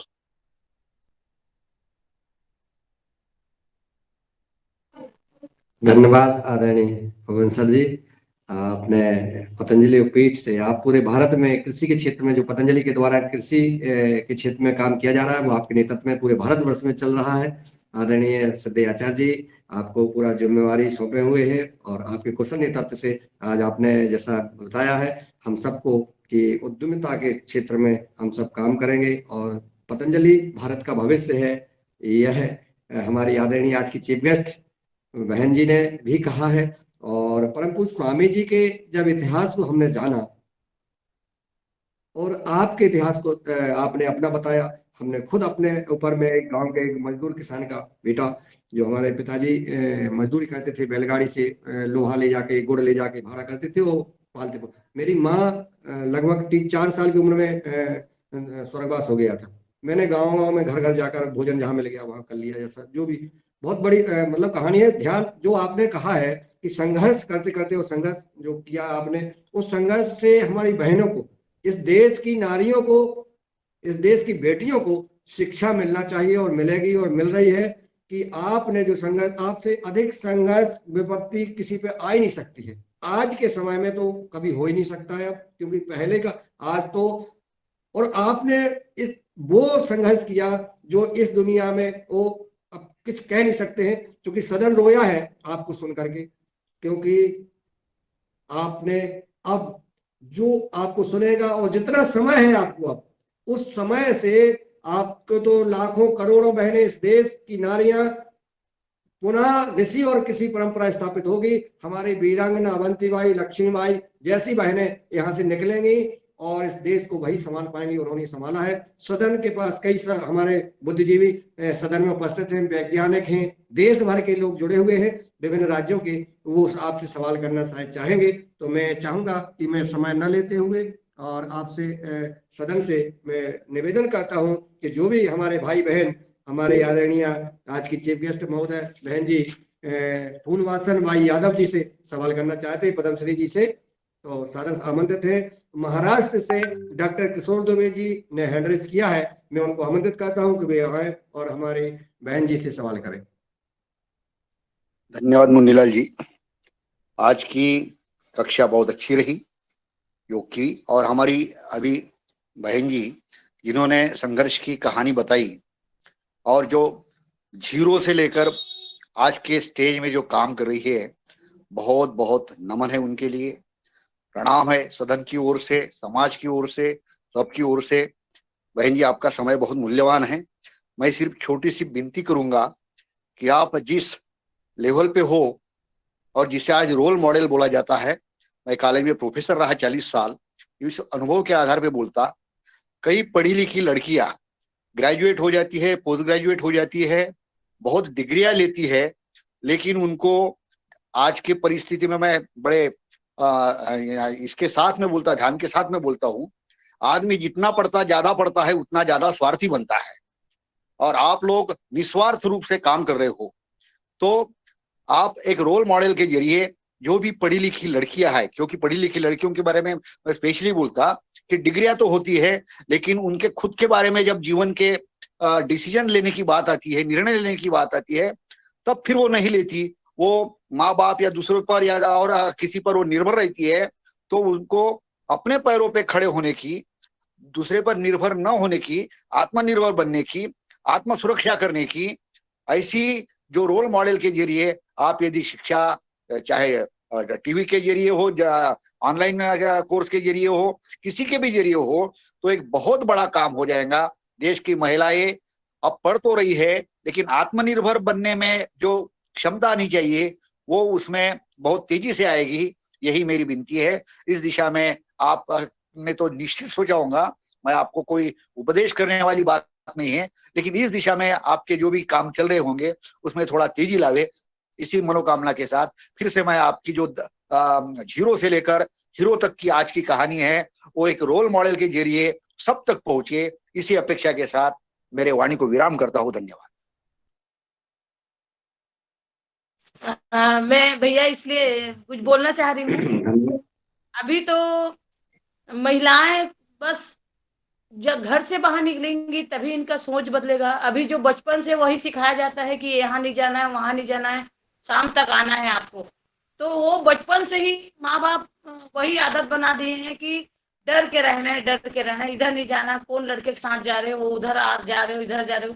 तो मैं इसके लिए अभी काम कर रही हूँ कि पूरे छत्तीसगढ़ में लगभग 8 लाख महिलाएं हैं, वहाँ जगह 2 दिन, 8 दिन, 15 दिन, 1-2 महीना भी रहना पड़ता है, रहती हूँ। वहाँ बच्चियों को जो स्कूल में पढ़ रहे हैं, उन बच्चों को आत्म सुरक्षा के ट्रेनिंग के साथ साथ में उनका सोच भी बदल रही हूँ, क्योंकि आज उनका जो सोच है 18 साल के बाद में उनका जो सोच है 14, 15, 16 साल के बाद ना उनका एक गलत रास्ता में भटक जाती है बेटियां। उनके लिए भी मैं शिक्षा में भी काम कर रही हूँ, चाहे वो मासिक धर्म के बारे में हो, या उनका सोच है कि ये लड़का बहुत पसंद आ रहा है, वो सोचती नहीं है कि माँ बाप है, समाज है, परिवार है, या कहीं भग जा रही हैं, कहीं छोड़ के फिर उनके बाद उनका क्या होता है, 1 साल 2 साल के बाद अच्छा रहेंगे, उसके बाद कोई आत्महत्या कर लेती हैं, कोई फांसी लगा लेते हैं। उसके लिए भी स्कूल में जाके, गांव-गांव के स्कूल है या एक जगह बैठक करके जो उनका परेशानी को सुनती हूँ, क्योंकि जब तक उनका दिमाग जो चल रहा है उनको मैं नहीं सुनूंगी तो मैं बात नहीं कर पाती हूँ। इसलिए अभी लगभग 3 साल से बच्चियां आ रही हैं, पूरे अलग अलग जगह से आती है, बड़े बड़े यूनिवर्सिटी के बच्चे लोग आ रहे हैं। और मैं यूनिवर्सिटी में इसीलिए जा रही हूँ कि उनका सोच है कि जो पहले तो आप पढ़ाई करो, पहले अपने आप को पहचानो कि हम क्या है, अपने माँ बाप के लिए, अपने समाज के लिए, क्योंकि ये 5 साल का जो जिंदगी रहता है, 5-7 साल का जो है, चाहे युवा लड़का हो या लड़कियां हो, उसके लिए भी कोशिश कर रही हूँ मैं, और मैं बहुत जल्दी इसमें भी कामयाब हो जाऊंगी, क्योंकि उनका सोच बदलना बहुत जरूरी है। सोच नहीं बदलेगा उनका तो शायद वो दिन, कई ऐसी महिलाएं, बेटियां फांसी लगाते रहेंगी, आग लगाएंगे, या कई चीता जला लेती, कुछ भी कई चीज करते रहती हैं। उनका थोड़ा दिमाग जो चला रहता है बचपन से कि उनको डरना है, ये करना, ये करना, तो मैं उनको एकदम खुले खुले आसमान में उनको एक पक्षी की तरह उनको देखना चाहती हूँ, बेटियों को, क्योंकि मेरे साथ जो हो रहा था, हुआ है, गरीबी है, अत्याचार है, समाज के बुराई है कि तू बेटी है, यहाँ नहीं जा, तू बेटी है, शाम को आ जा, ये जो चलता है, तो इसके लिए मैं उनको एक जीने के लिए उनको सिखा रही हूँ। माँ बाप तो जो किए वो किए हैं, गुरु लोग तो करते हैं, लेकिन मैं बहुत खुश नसीब हूँ कि मान लो 2 लाख महिलाएं, 2.5 लाख महिलाएं एक साथ बैठती हैं, तो वो 5 महिलाएं खड़े नहीं होती जब मैं वहाँ मंच में अपना बात रखती हूँ, तो और सुनते भी हैं और मानते हैं। इसीलिए आज 8 लाख महिलाओं का संगठन को संभाल रही हूँ। बहुत माँ बाप का ना सुने लेकिन कहीं का, लेकिन जहाँ आ गई फुलबासन दीदी बैठ गई तो घर में ताला लगा देते हैं, सब घर से बाहर निकलती हैं, पुरुष भाई लोग सामने आ रहे हैं, महिलाएं सामने आ रही हैं, आज की किशोरी बालिकाएं सामने आ रही हैं कि दीदी बहुत अच्छा काम करी, हम आपके साथ जुड़ेंगे। और सबसे बड़ी बात कि नक्सलाइट, हमारा राजनांदगांव जिला है, नक्सलाइट एरिया में बहुत सारे आने जाने के लिए तकलीफ है, बम फूट हो रहा है, पुलिस को मार दे रहे हैं, नेता लोग मार दे रहे हैं, बम और बंदूक चल रहा है, धुआंधारी चल रहा है, उसमें भी आज परिवर्तन हो रहा है। जो लड़कियां हैं जो बाहर जा रही हैं, कहीं कहीं कोई आतंकवाद नक्सलवाद में जाके कोई चल रही हैं, तो वैसे लड़कियां भी आके आत्मसमर्पण कर रही है कि हमको कौन सी जगह जाना चाहिए। और मेरे लिए मैं खुश नसीब हूँ कि ऐसे ऐसे लड़कियां भी हैं जो चले गई थी जंगल में, वो लड़कियां वापस आके अपना रोजगार कर रही हैं, जुड़ी हैं, तो ये भी बहुत बड़ी बात है। तो बदलना बहुत जरूरी है। ये मेरे दिमाग में चल रहा है लगातार कि बेटियों को मैं कैसे और ज्यादा से ज्यादा रोजगार दे सकूं और उनको आत्मनिर्भर बनाऊं, तो अपने परिवार पर पति के भरोसा न रहे, कुछ भी करे अपना घर में कहीं करके अपना दो पैसा कमा सके और अपने परिवार को पाल सके। अच्छा लगा आपका विचार सुन के और मैं इसमें और अच्छा काम करने बहन जी मेरा सवाल, हाँ भैया।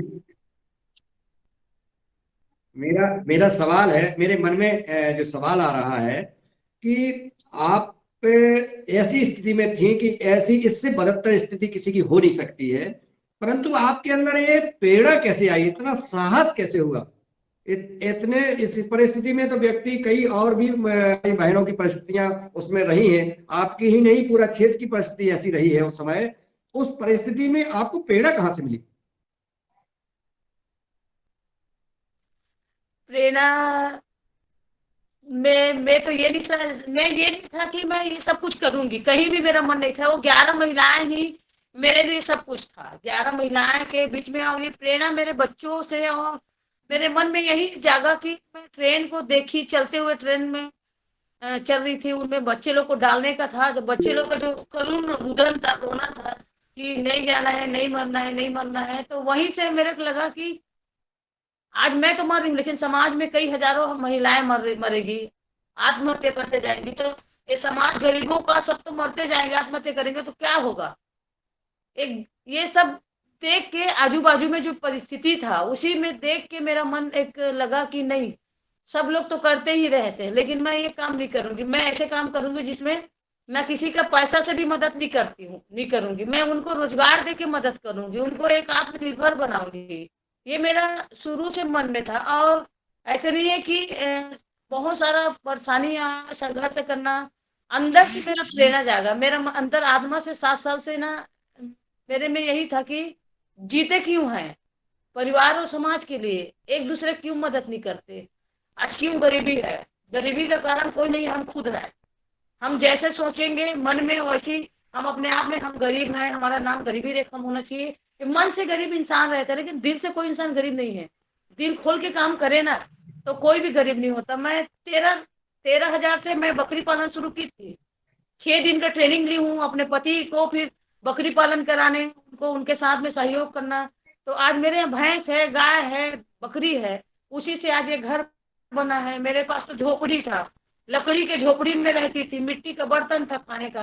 तो ये अंदर आत्मा, अंदर दिल से निकलता है कि मेरे को क्या करना चाहिए। और जैसे भैया मान लो ये ऐसी जगह है जन सेवा कि जब आप दूसरे के बारे में अच्छा सोचोगे ना तो आप अंदर से निकलता है कि अब ये करना है, मेरे को ये करना है। मैं 1.5 घंटे के योगा साधना में अपना कम से कम आधा घंटा अंतराल में घुसती हूँ, मैं एकदम दिल में घुस जाती हूँ कि मेरा जन्म क्यों हुआ, मेरे को क्या करना है, ये जिंदगी है, आज तो है।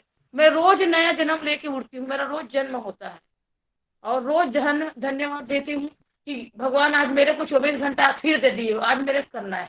फिर उसके बाद फिर शाम को सोते समय फिर धन्यवाद देती हूँ, सुबह फिर धन्यवाद देती हूँ कि ठाकुर जी मेरे को बहुत बहुत धन्यवाद, आप आज मेरे को नया जन्म दिए, आज और कुछ करूंगी। ये जो जुनून है, जुनून है ना। मान लो एक दूसरे के बारे में सोचेंगे तो मिलना जुलना कुछ नहीं है। आज पूरी दुनिया ऐसे सोच सोच के मेरे पास गाड़ी है, मेरे पास बंगला है, मेरे को ये लेना है, मेरे को गाड़ी लेना है, मेरे को पैसा कमाना है, ये सोचते हैं। मैं कभी नहीं सोचती शाम के लिए मेरे यहाँ चावल है या नहीं है, मैं कभी नहीं सोचती मेरे पैर में चप्पल है या नहीं है। मैं 15-20 दिन तक बिना चप्पल पहन के चलते रहती हूँ, धूप में चलते रहूंगी। कोई भैया देखेंगे, कोई महिलाएं देखेंगे, तुरंत मेरे 100 रुपए चप्पल खरीद के दे देते हैं। साइन करना है, चश्मा टूट गया है तो कोई, अरे दीदी चश्मा टूट गया है, यहाँ पे फट गया है, तुरंत चश्मा ले देते हैं। ठंडा लगा था मेरे को भी, दिल्ली गई थी, बहुत ठंड था,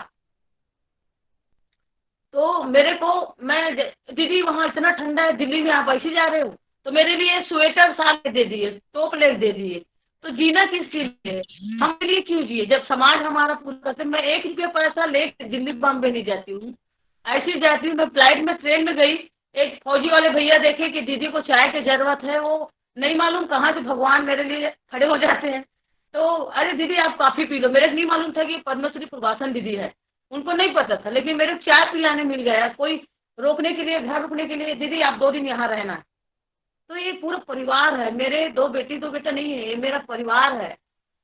मेरे परिवार मेरा पूरा कर रहे हैं, तो मैं अपने लिए क्यों सोचूं खाना है नहीं है, मेरे घर में क्या है नहीं है, कुछ नहीं सोचती मैं समाज के लिए सोचती हूँ। यही दिल से निकलता हुआ करते जाती हूँ, और सुकून बहुत अच्छा, बहुत मजा आता है। गाड़ी बंगला मोटर पैसा में सुकून नहीं है, लेकिन जिंदगी में किसी की मदद कर दो ना, चाहे दुनिया का मान सम्मान से ज्यादा सुकून। कोई इंसान बीमार है, कोई 12 बजे कोई हॉस्पिटल में खून की जरूरत है, तो मैं लाइन लगवा देती हूँ खून के लिए, 10-15 आदमी को मैं स्वयं रक्तदान कर देती हूँ।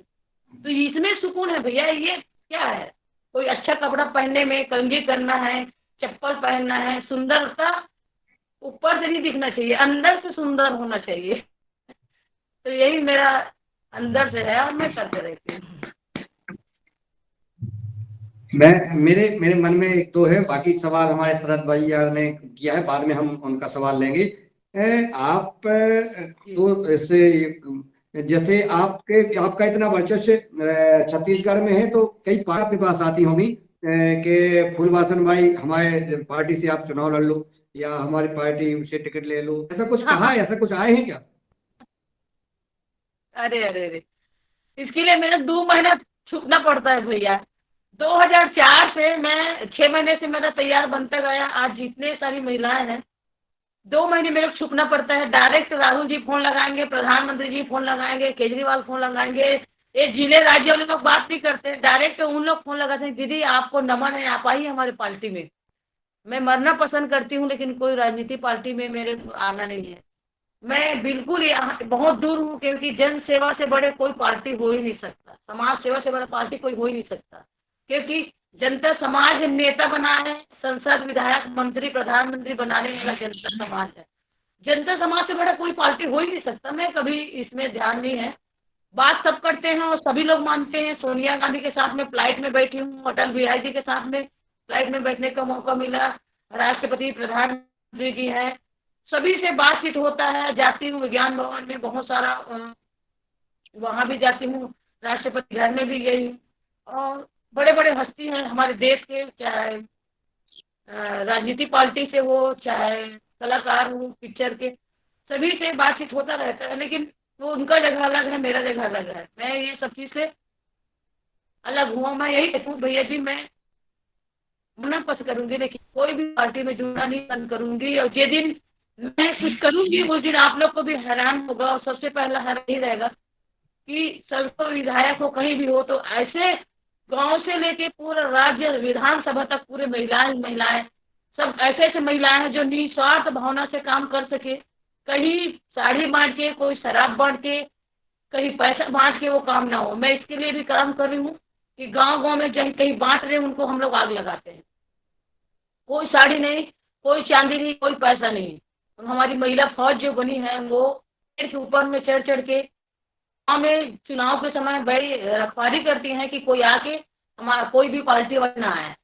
तो इस कर रही हूँ, लेकिन जब करना भी है तो मैं तो नहीं आऊंगी, लेकिन बहुत सारी ऐसी महिलाएं हैं जिनको राजनीति में लाना जरूरी है। अपना स्वयं का एक पार्टी बना के वो महिलाएं आ सके, और हमारे समाज में जो जी भैया बहन जी, राजनीति से पूरा भारत चल रहा है, पूरा देश जो है राजनीति से चलता है। हमारी बात जो है संसद और लोकसभा में लोकसभा और विधानसभा में आती है, लेकिन अगर हम समाज सेवक, अच्छी विचारधारा वाले, पवित्र, धार्मिक, सामाजिक कार्यकर्ता अगर राजनीति को इतना नफरत करेंगे तो ये राजनीति में हमेशा इस देश का कल्याण नहीं हो सकता है, जीवन में नहीं हो सकता है। आप ना जाएं, परंतु आप अच्छे विचार वाले व्यक्तियों को राजनीति में अवश्य भेजें, ये मेरा सुझाव है। इस मंदिर को पवित्र करना है तो समाज में अपने लोग पहुंचाना बहुत अति आवश्यक है। ये भैया, क्योंकि कीचड़ में पत्थर मारेंगे तो अपने ऊपर छिटकेगा, तो एक वहाँ राजनीति कोई चले उनका कोई कोशिश करते हैं। मैं चाहती हूँ कि पूर्ण रूप से आए, एक नहीं, वहाँ हजारों आदमी बैठे, वहाँ के रूप में काम करने के बाद निस्वार्थ भावना सेवा कर सके।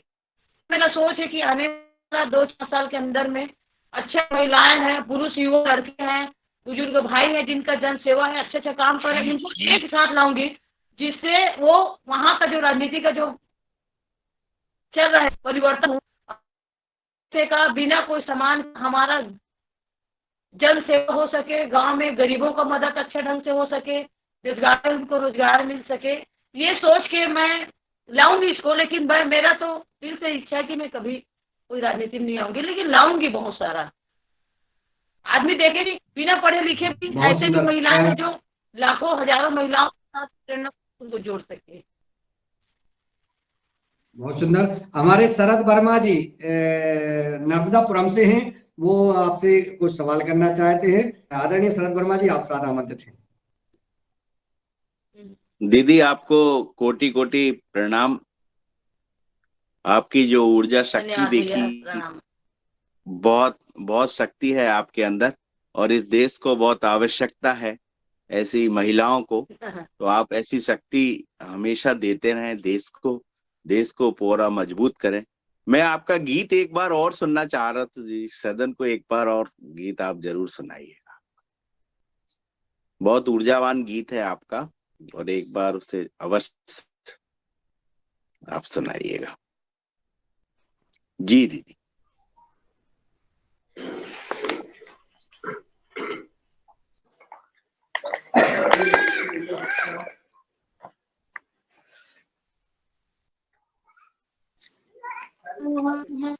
तो जीवन में कुछ करना है, तो जीवन में कुछ पाना है, तो मन को मारे मत बैठो, आगे आगे बढ़ना है, तो हिम्मत हारे मत बैठो, चलने वाला मंजिल पाता, बैठा पीछे रहता है, ठहरा पानी चढ़ने लगता, बहता निर्मल होता है, पाँव मिले चलने की खातिर, पाँव पसारे मत बैठो, आगे आगे बढ़ना है, तो हिम्मत तुम्हारे मत बैठो, तेज दौड़ने वाला खरहा, 2 पग चल कर हार गया, धीरे धीरे चल कर कछुआ, देखो बाजी मार गया, चलो कदम से कदम मिलाए, दूर किनारे मत बैठो, आगे आगे बढ़ना है, तो हिम्मत तुम्हारे मत बैठो, धरती चलती अंबर चलते, चांद रात भर चलता है, धरती चलती अंबर चलती, चांद रात भर चलता है, किरणों का उपहार बांटने सूरज रोज निकलता है, हवा चले तो महक बिखेरे, तुम भी प्यारे मत बैठो, आगे आगे बढ़ना है तो हिम्मत तुम्हारे मत बैठो, जीवन में कुछ करना है तो जीवन में कुछ पाना है तो मन को मारे मत बैठो, आगे आगे बढ़ना है तो हिम्मत तुम्हारे मत बैठो, आगे आगे बढ़ना है तो हिम्मत तुम्हारे मत बैठो। धन्यवाद। बहुत सुंदर। और रोज एक गीत अब आज से बहुत बहुत कोटि रोज कोटि एक गीत धन्यवाद होगा। दीदी। और जिनको एक एक गीत निश्चित गीत के माध्यम से होंगे। और आगे आदरणीय बहन जी ने कहा है कि योग करने वाला व्यक्ति हर क्षेत्र में सफल होता है, जैसा परम पूज्य स्वामी जी कहते हैं। आज बहन जी ने कहा। आदरणीय बने सिंह आर जी, आप सादर आमंत्रित हैं। जी ओम। आगर मालवा सदन के मध्य सभी प्रदेश लोगों से। का प्रणाम। जी मैं बने सिंह आर्य, मध्य प्रदेश, जिला आगर मालवा से। दीदी ने जो आज शब्द बोले वो हमारे मानव जीवन के लिए एक बहुत अमूल्य शब्द है दीदी का। सदन के सभी लोगों को मैंने एक बार अवगत भी कराया था शायद कि महिला योग टीचर बना करके प्रत्येक गांव में 3 दिवसीय योग शिविर लगाए जाए और गांव से जितनी बालिकाएं हैं पढ़ी लिखी और कोई रोगी महिलाएं हैं उन सबको योग की ट्रेनिंग दी जाए तो महिला एक बार हाथ में कमान ले लेती है, वो फिर पीछे जाने वाली नहीं है। इसलिए स्वामी जी का जो सपना है कि भारत को एक योग गुरु बनाना है और घर घर गली गली में योग पहुंचाना है, वो कार्य माता और बहनों के माध्यम से ही होगा। दीदी ने कहा है कि माँ शब्द जो है वो हमारे रोम रोम बाल खड़े हो जाते हैं जब माँ शब्द आता है कि माँ शिक्षित होगी, माँ संस्कारवान होगी तो दुनिया की कोई औकात नहीं जो हमारे सामने, हमारे घर में, हमारे देश में भ्रष्टाचार जन्म ले सकें। पर माँ को एक बोझ डाल करके जिया जाता है। हम पुरुष उस माँ के ऊपर, बेटी हो चाहे बहन हो कोई भी हो, हम पुरुष उसके ऊपर रोज जमाते हैं। आज उस रास्ते नहीं जाना है, कल ये नहीं करना है, कल वो नहीं करना है, तो क्या हमारे कलंक लगाएगी, हमारे जीवन में ये करेगी वो करेगी। हम उसको संस्कारवान ना बनाते हुए हम उसके ऊपर दिन भर रोब जमाते रहते हैं। इसलिए मेरा सुझाव है कि माताओं को सबसे पहले आगे लाएं। सबसे पहले तो उसको योग सिखाएं, फिर जैविक खेती का प्रचार प्रसार सिखाएं। चाहे बेटी अनपढ़ हो या पढ़ी लिखी हो, परंतु उसको योग और जैविक खेती का संदेश और ट्रेनिंग जरूर उसको देना चाहिए। तो पुनः भारत विश्व गुरु बनेगा और सोने की चिड़िया बनेगा। माता ही सृष्टि का निर्माण करती है, माँ ही सब कुछ होती है। इसलिए माँ शब्द। और मैं एक और सुझाव दीदी से कहना चाहता हूँ, दीदी आपका कैमरा साफ नहीं आ रहा है, कम से कम आपका कैमरा साफ हो जाए तो हम सबको एक दर्शन हो जाए कि हमें भी एक माँ का दर्शन करने का शुभ अवसर मिला था। आपके एक एक अमूल्य शब्दों को मैं प्रणाम करता हूँ। बहुत सुंदर आपके विचार रहे हैं दीदी जी, धन्यवाद।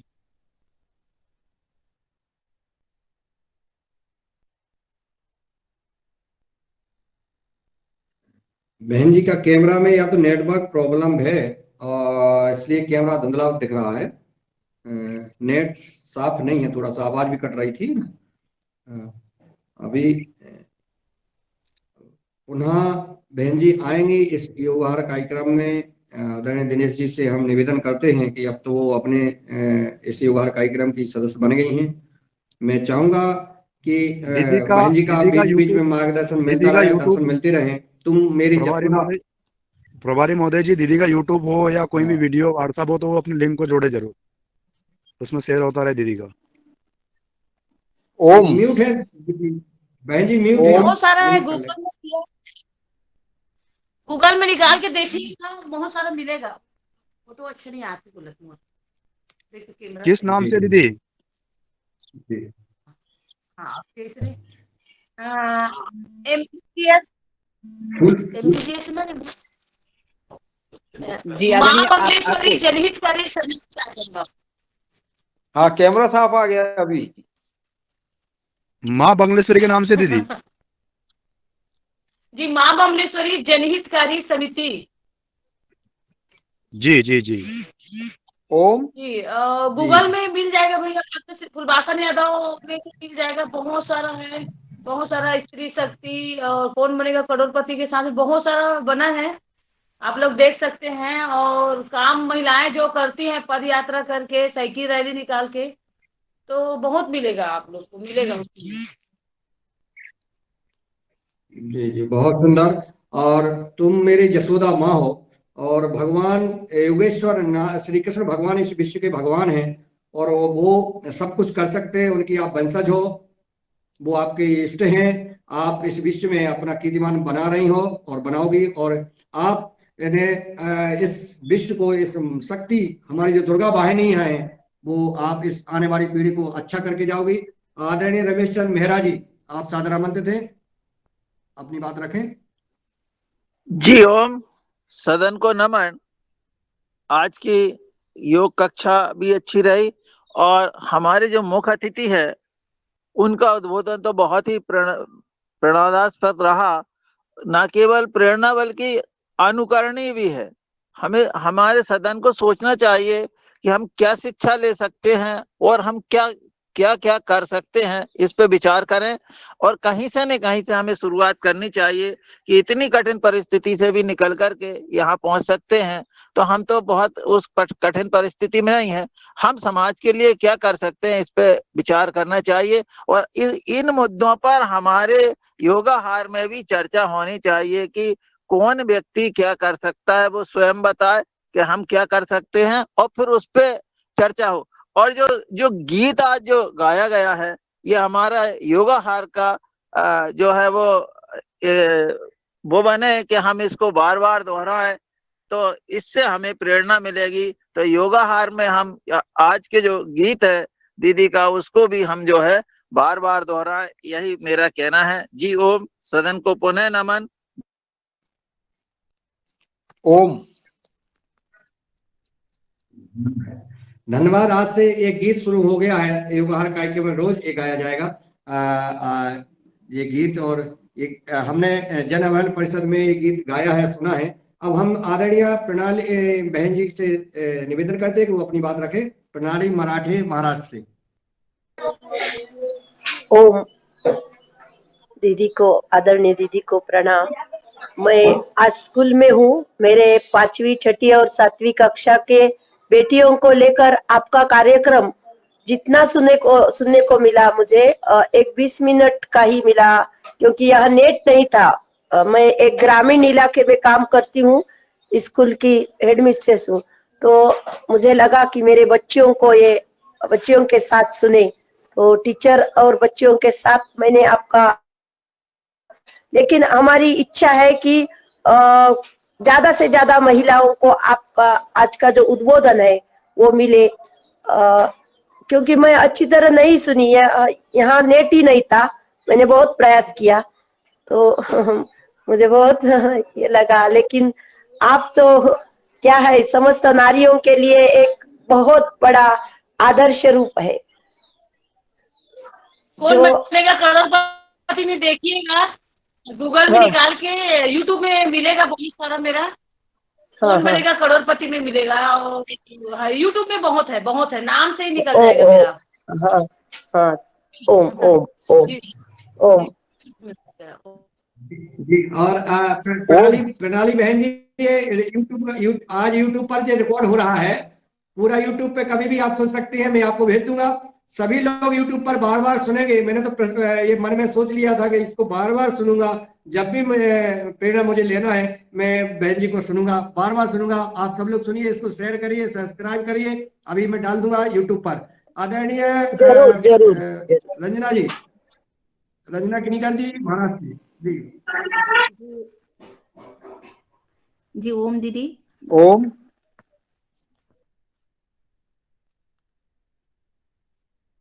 मैं अपने शब्द रख सकता हूँ क्या, 1 मिनट? जी रखिए भाई साहब, रखिए। जी जी, आदरणीय प्रदीप राज वर्मा जी। मैं प्रदीप राज वर्मा, मैंने आज मुख्य अतिथि को सादर प्रणाम करता हूँ, सदन को प्रणाम करता हूँ, और सबसे पहले मैं मुन्नीलाल भाई साहब का धन्यवाद और सादर नमन करता हूँ कि देश से इस तरह के हीरे निकाल कर वो ला रहे हैं। और ऐसा लग रहा है कि मैं अभी कुछ दिन पहले हम पढ़ता रहता हूँ हमेशा कि अगली सदी सनातन की सदी आने वाली है। तो मुझे समझ नहीं आ रहा था कि देश में दुनिया में इतना आतंकवाद फैला हुआ है, देश में भी आतंकवादी जहां देखो वहां मतलब आतंकवादी घटनाएं हो रही हैं। किंतु आज के मुख्य अतिथि को देख के मुझे लगा, उनको सुन के मुझे ये पक्का आभास हो गया है कि अगली सदी सनातन की आएगी, आ रही है। और उसमें इसी तरह के मनीषी हमारे यहाँ आ चुके हैं, जो जैसे रामदेव बाबा हुआ, आज की दीदी हुई, ये मनीषी जो है अगली सनातन मतलब हिंदुत्व की सदी आएगी पूरी दुनिया में। हिंदू सदी का मतलब ये होता है कि हमारी विचारधारा दुनिया मानने लगेगी। और दीदी को सुन के आज बहुत प्रसन्न हुए। बहुत मतलब शब्द नहीं है मेरे पास बोलने को कि कितनी ऊंचाइयों पे, मतलब कितने उन्हें लेवल थे और किस ऊंचाई पे पहुंची हैं और किस ऊंचाई पे उन्होंने जनता को पहुंचाया है। तो मैं सदन को नमन करता हूँ, मुन्नीलाल भाई को नमन करता हूँ और दीदी को प्रणाम करता हूँ। धन्यवाद जी। एक नमन जो है आदरणीय दिनेश चंद्र सेमवाल जी को भेजता हूँ, उनका है, उन्होंने दीदी को वो लाए हैं। जो मुझे दिया प्रदीप राज वर्मा जी ने, वो दिनेश जी को सौंपता हूँ। और आदरणीय सिंधुदुर्ग से महामंत्री ये बहन हमारी आमंत्रित हैं, वो आए अपनी बात रखें। ओम। आदरणीय मंच और आदरणीय बहन जी अनम्यूट कर लें। के चरणों पर मेरे कोटि कोटि नमन, वंदन और प्रणाम। ऐसी दीदी हमने सुनी और मैं निशब्द हो रही है, मेरे पास शब्द ही नहीं है। मैं इतना ही बोल सकती हूँ, या देवी सर्वभूतेषु शक्ति रूपेण संस्थिता, नमस्तस्यै नमस्तस्यै नमस्तस्यै नमो नमः। ओम, इतना ही मैं बोल सकती है, आगे बोल ही नहीं सकती है। लेकिन वो जो अपना कार्य कर रही है, उसमें वो दारू के गुत्ते तोड़ रही है, फोड़ रही है। उसमें से मुझे एक आपको मेरी बात बताना चाहती हूँ कि जब लॉकडाउन था और पूरे महाराष्ट्र में कहीं भी दारू नहीं मिलती थी, तब राज ठाकरे जी ने दारू का वो जो शॉप्स है उनको पहली परमिशन दे दी, क्योंकि देश को टैक्स नहीं मिलता है। क्या आपको ये सच अच्छा लगता है क्या? एक महिला दारू बंद करवाने के लिए अपना पूरा जीवतोड़ प्रयत्न कर रही है, और हमारे ये नेता लोग, हमारे ये राजकारणी लोग होते हैं, वो दारू को ऊपर रखते हैं। ये बहुत समाज में अच्छा नहीं लगता है, ये दरिद्र बनाता है और हमारा समाज आगे बढ़ने के लिए ये रोकता है। तो ये कम होना चाहिए, क्योंकि ऐसी दीदी काम करती है लेकिन वो उसका काम पीछे हट जाता है, क्योंकि ये राजकारणी लोग होते हैं, वो दारू को लेके ही पूरा देश चलाना मांगते हैं। तो इस पर थोड़ी चर्चा होना चाहिए। और आदरणीय दीदी को मेरा कोटि कोटि फिर से नमन, प्रणाम, वंदन। ऐसी दीदी हमारे देश के लिए गौरवशाली है, भाग्यशाली है, और देश की सभी महिलाओं को प्रेरणा देने वाली है। और मैं और कुछ नहीं बता सकती है, क्योंकि मुझे मेरा मन भर आया है। और दीदी का खाली नाम मुझे फिर से कहना है। क्या नाम है आपका दीदी जी? नाम क्या है आपका? पद्मश्री फूलवासन बाई यादव। फूलवासन देवी। पद्मश्री फूलवासन बाई यादव, फूलवासन, छत्तीसगढ़। बहुत बहुत धन्यवाद दीदी आपके। और आपका कार्यक्रम फिर हमें लिंक दे देना, हम सुनाएंगे और शेयर करेंगे। और बहुत बहुत धन्यवाद। जरूर। और ये कहना है कि ये दारू है ना,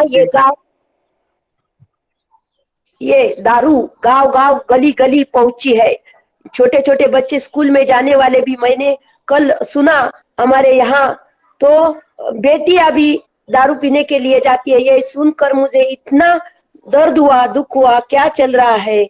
बहुत बहुत दर्द लगता है ये सुन के कि ये दारू गली गली तक, घर घर तक पहुंच गई है, और सब जो परिस्थिति उल्टी पलटी हो गई है। हमें क्या करना है और क्या हो रहा है, ये विचार से ही बहुत बुरा लगता है। ओम ओम।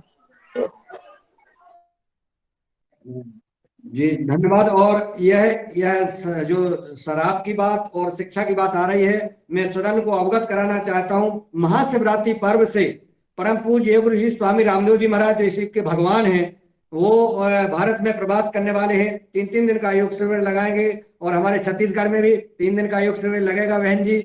वहाँ मैं तो निश्चित आऊंगा और आपकी पूरी टीम के साथ वहाँ परम पूज्य स्वामी जी से आपकी भेंट होगी। वहाँ गणेश तिवारी जी और संजय जी वहाँ गए थे, परम पूज्य स्वामी जी से संवाद हुआ था और वो उनका अभी गोवा से शुरू हो रहा है प्रवास।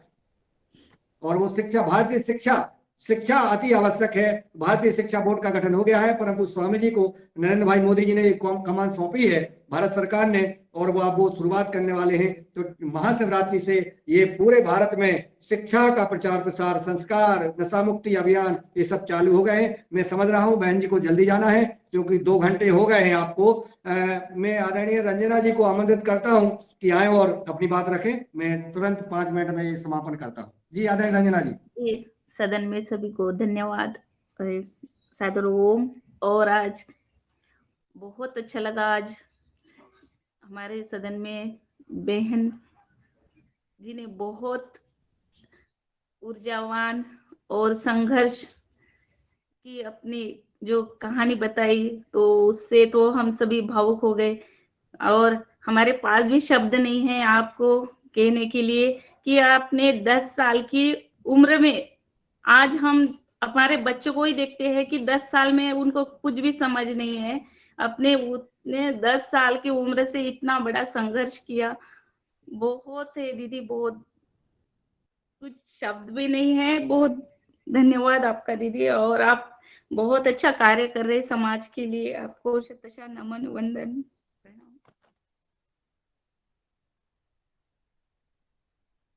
चलो अब चूंकि सबके गले भर आए हैं और ऐसे में शब्दों का बोलना, और लगभग अगली बार हमारी दीदी आएंगी, ये परिवार आपका है, आप इस परिवार को संभाले रखिएगा। आदरणीय बहन जी, मैं आपको विनती करता हूँ, पतंजलि किसान सेवा समिति, Patanjali organic research institute Haridwar, Patanjali योग पीठ कि आप बहन आप इस योगहार कार्यक्रम में हमेशा जुड़िए। जब भी जितना समय मिलता है इसमें जुड़िएगा और इसमें लगातार इसी प्रकार के विषयों पर चर्चा होती है। नशा मुक्ति पर अपन चर्चा करेंगे, बेटी बचाओ बेटी पढ़ाओ, विभिन्न मुद्दों पर चर्चा होगी आपके नेतृत्व में। मैं आदरणीय दिनेश जी सेमवाल जी के ओर चलता हूं कि वो आए और सबका आभार ज्ञापित करें, और हम सब आपका आभार ज्ञापित करते हैं।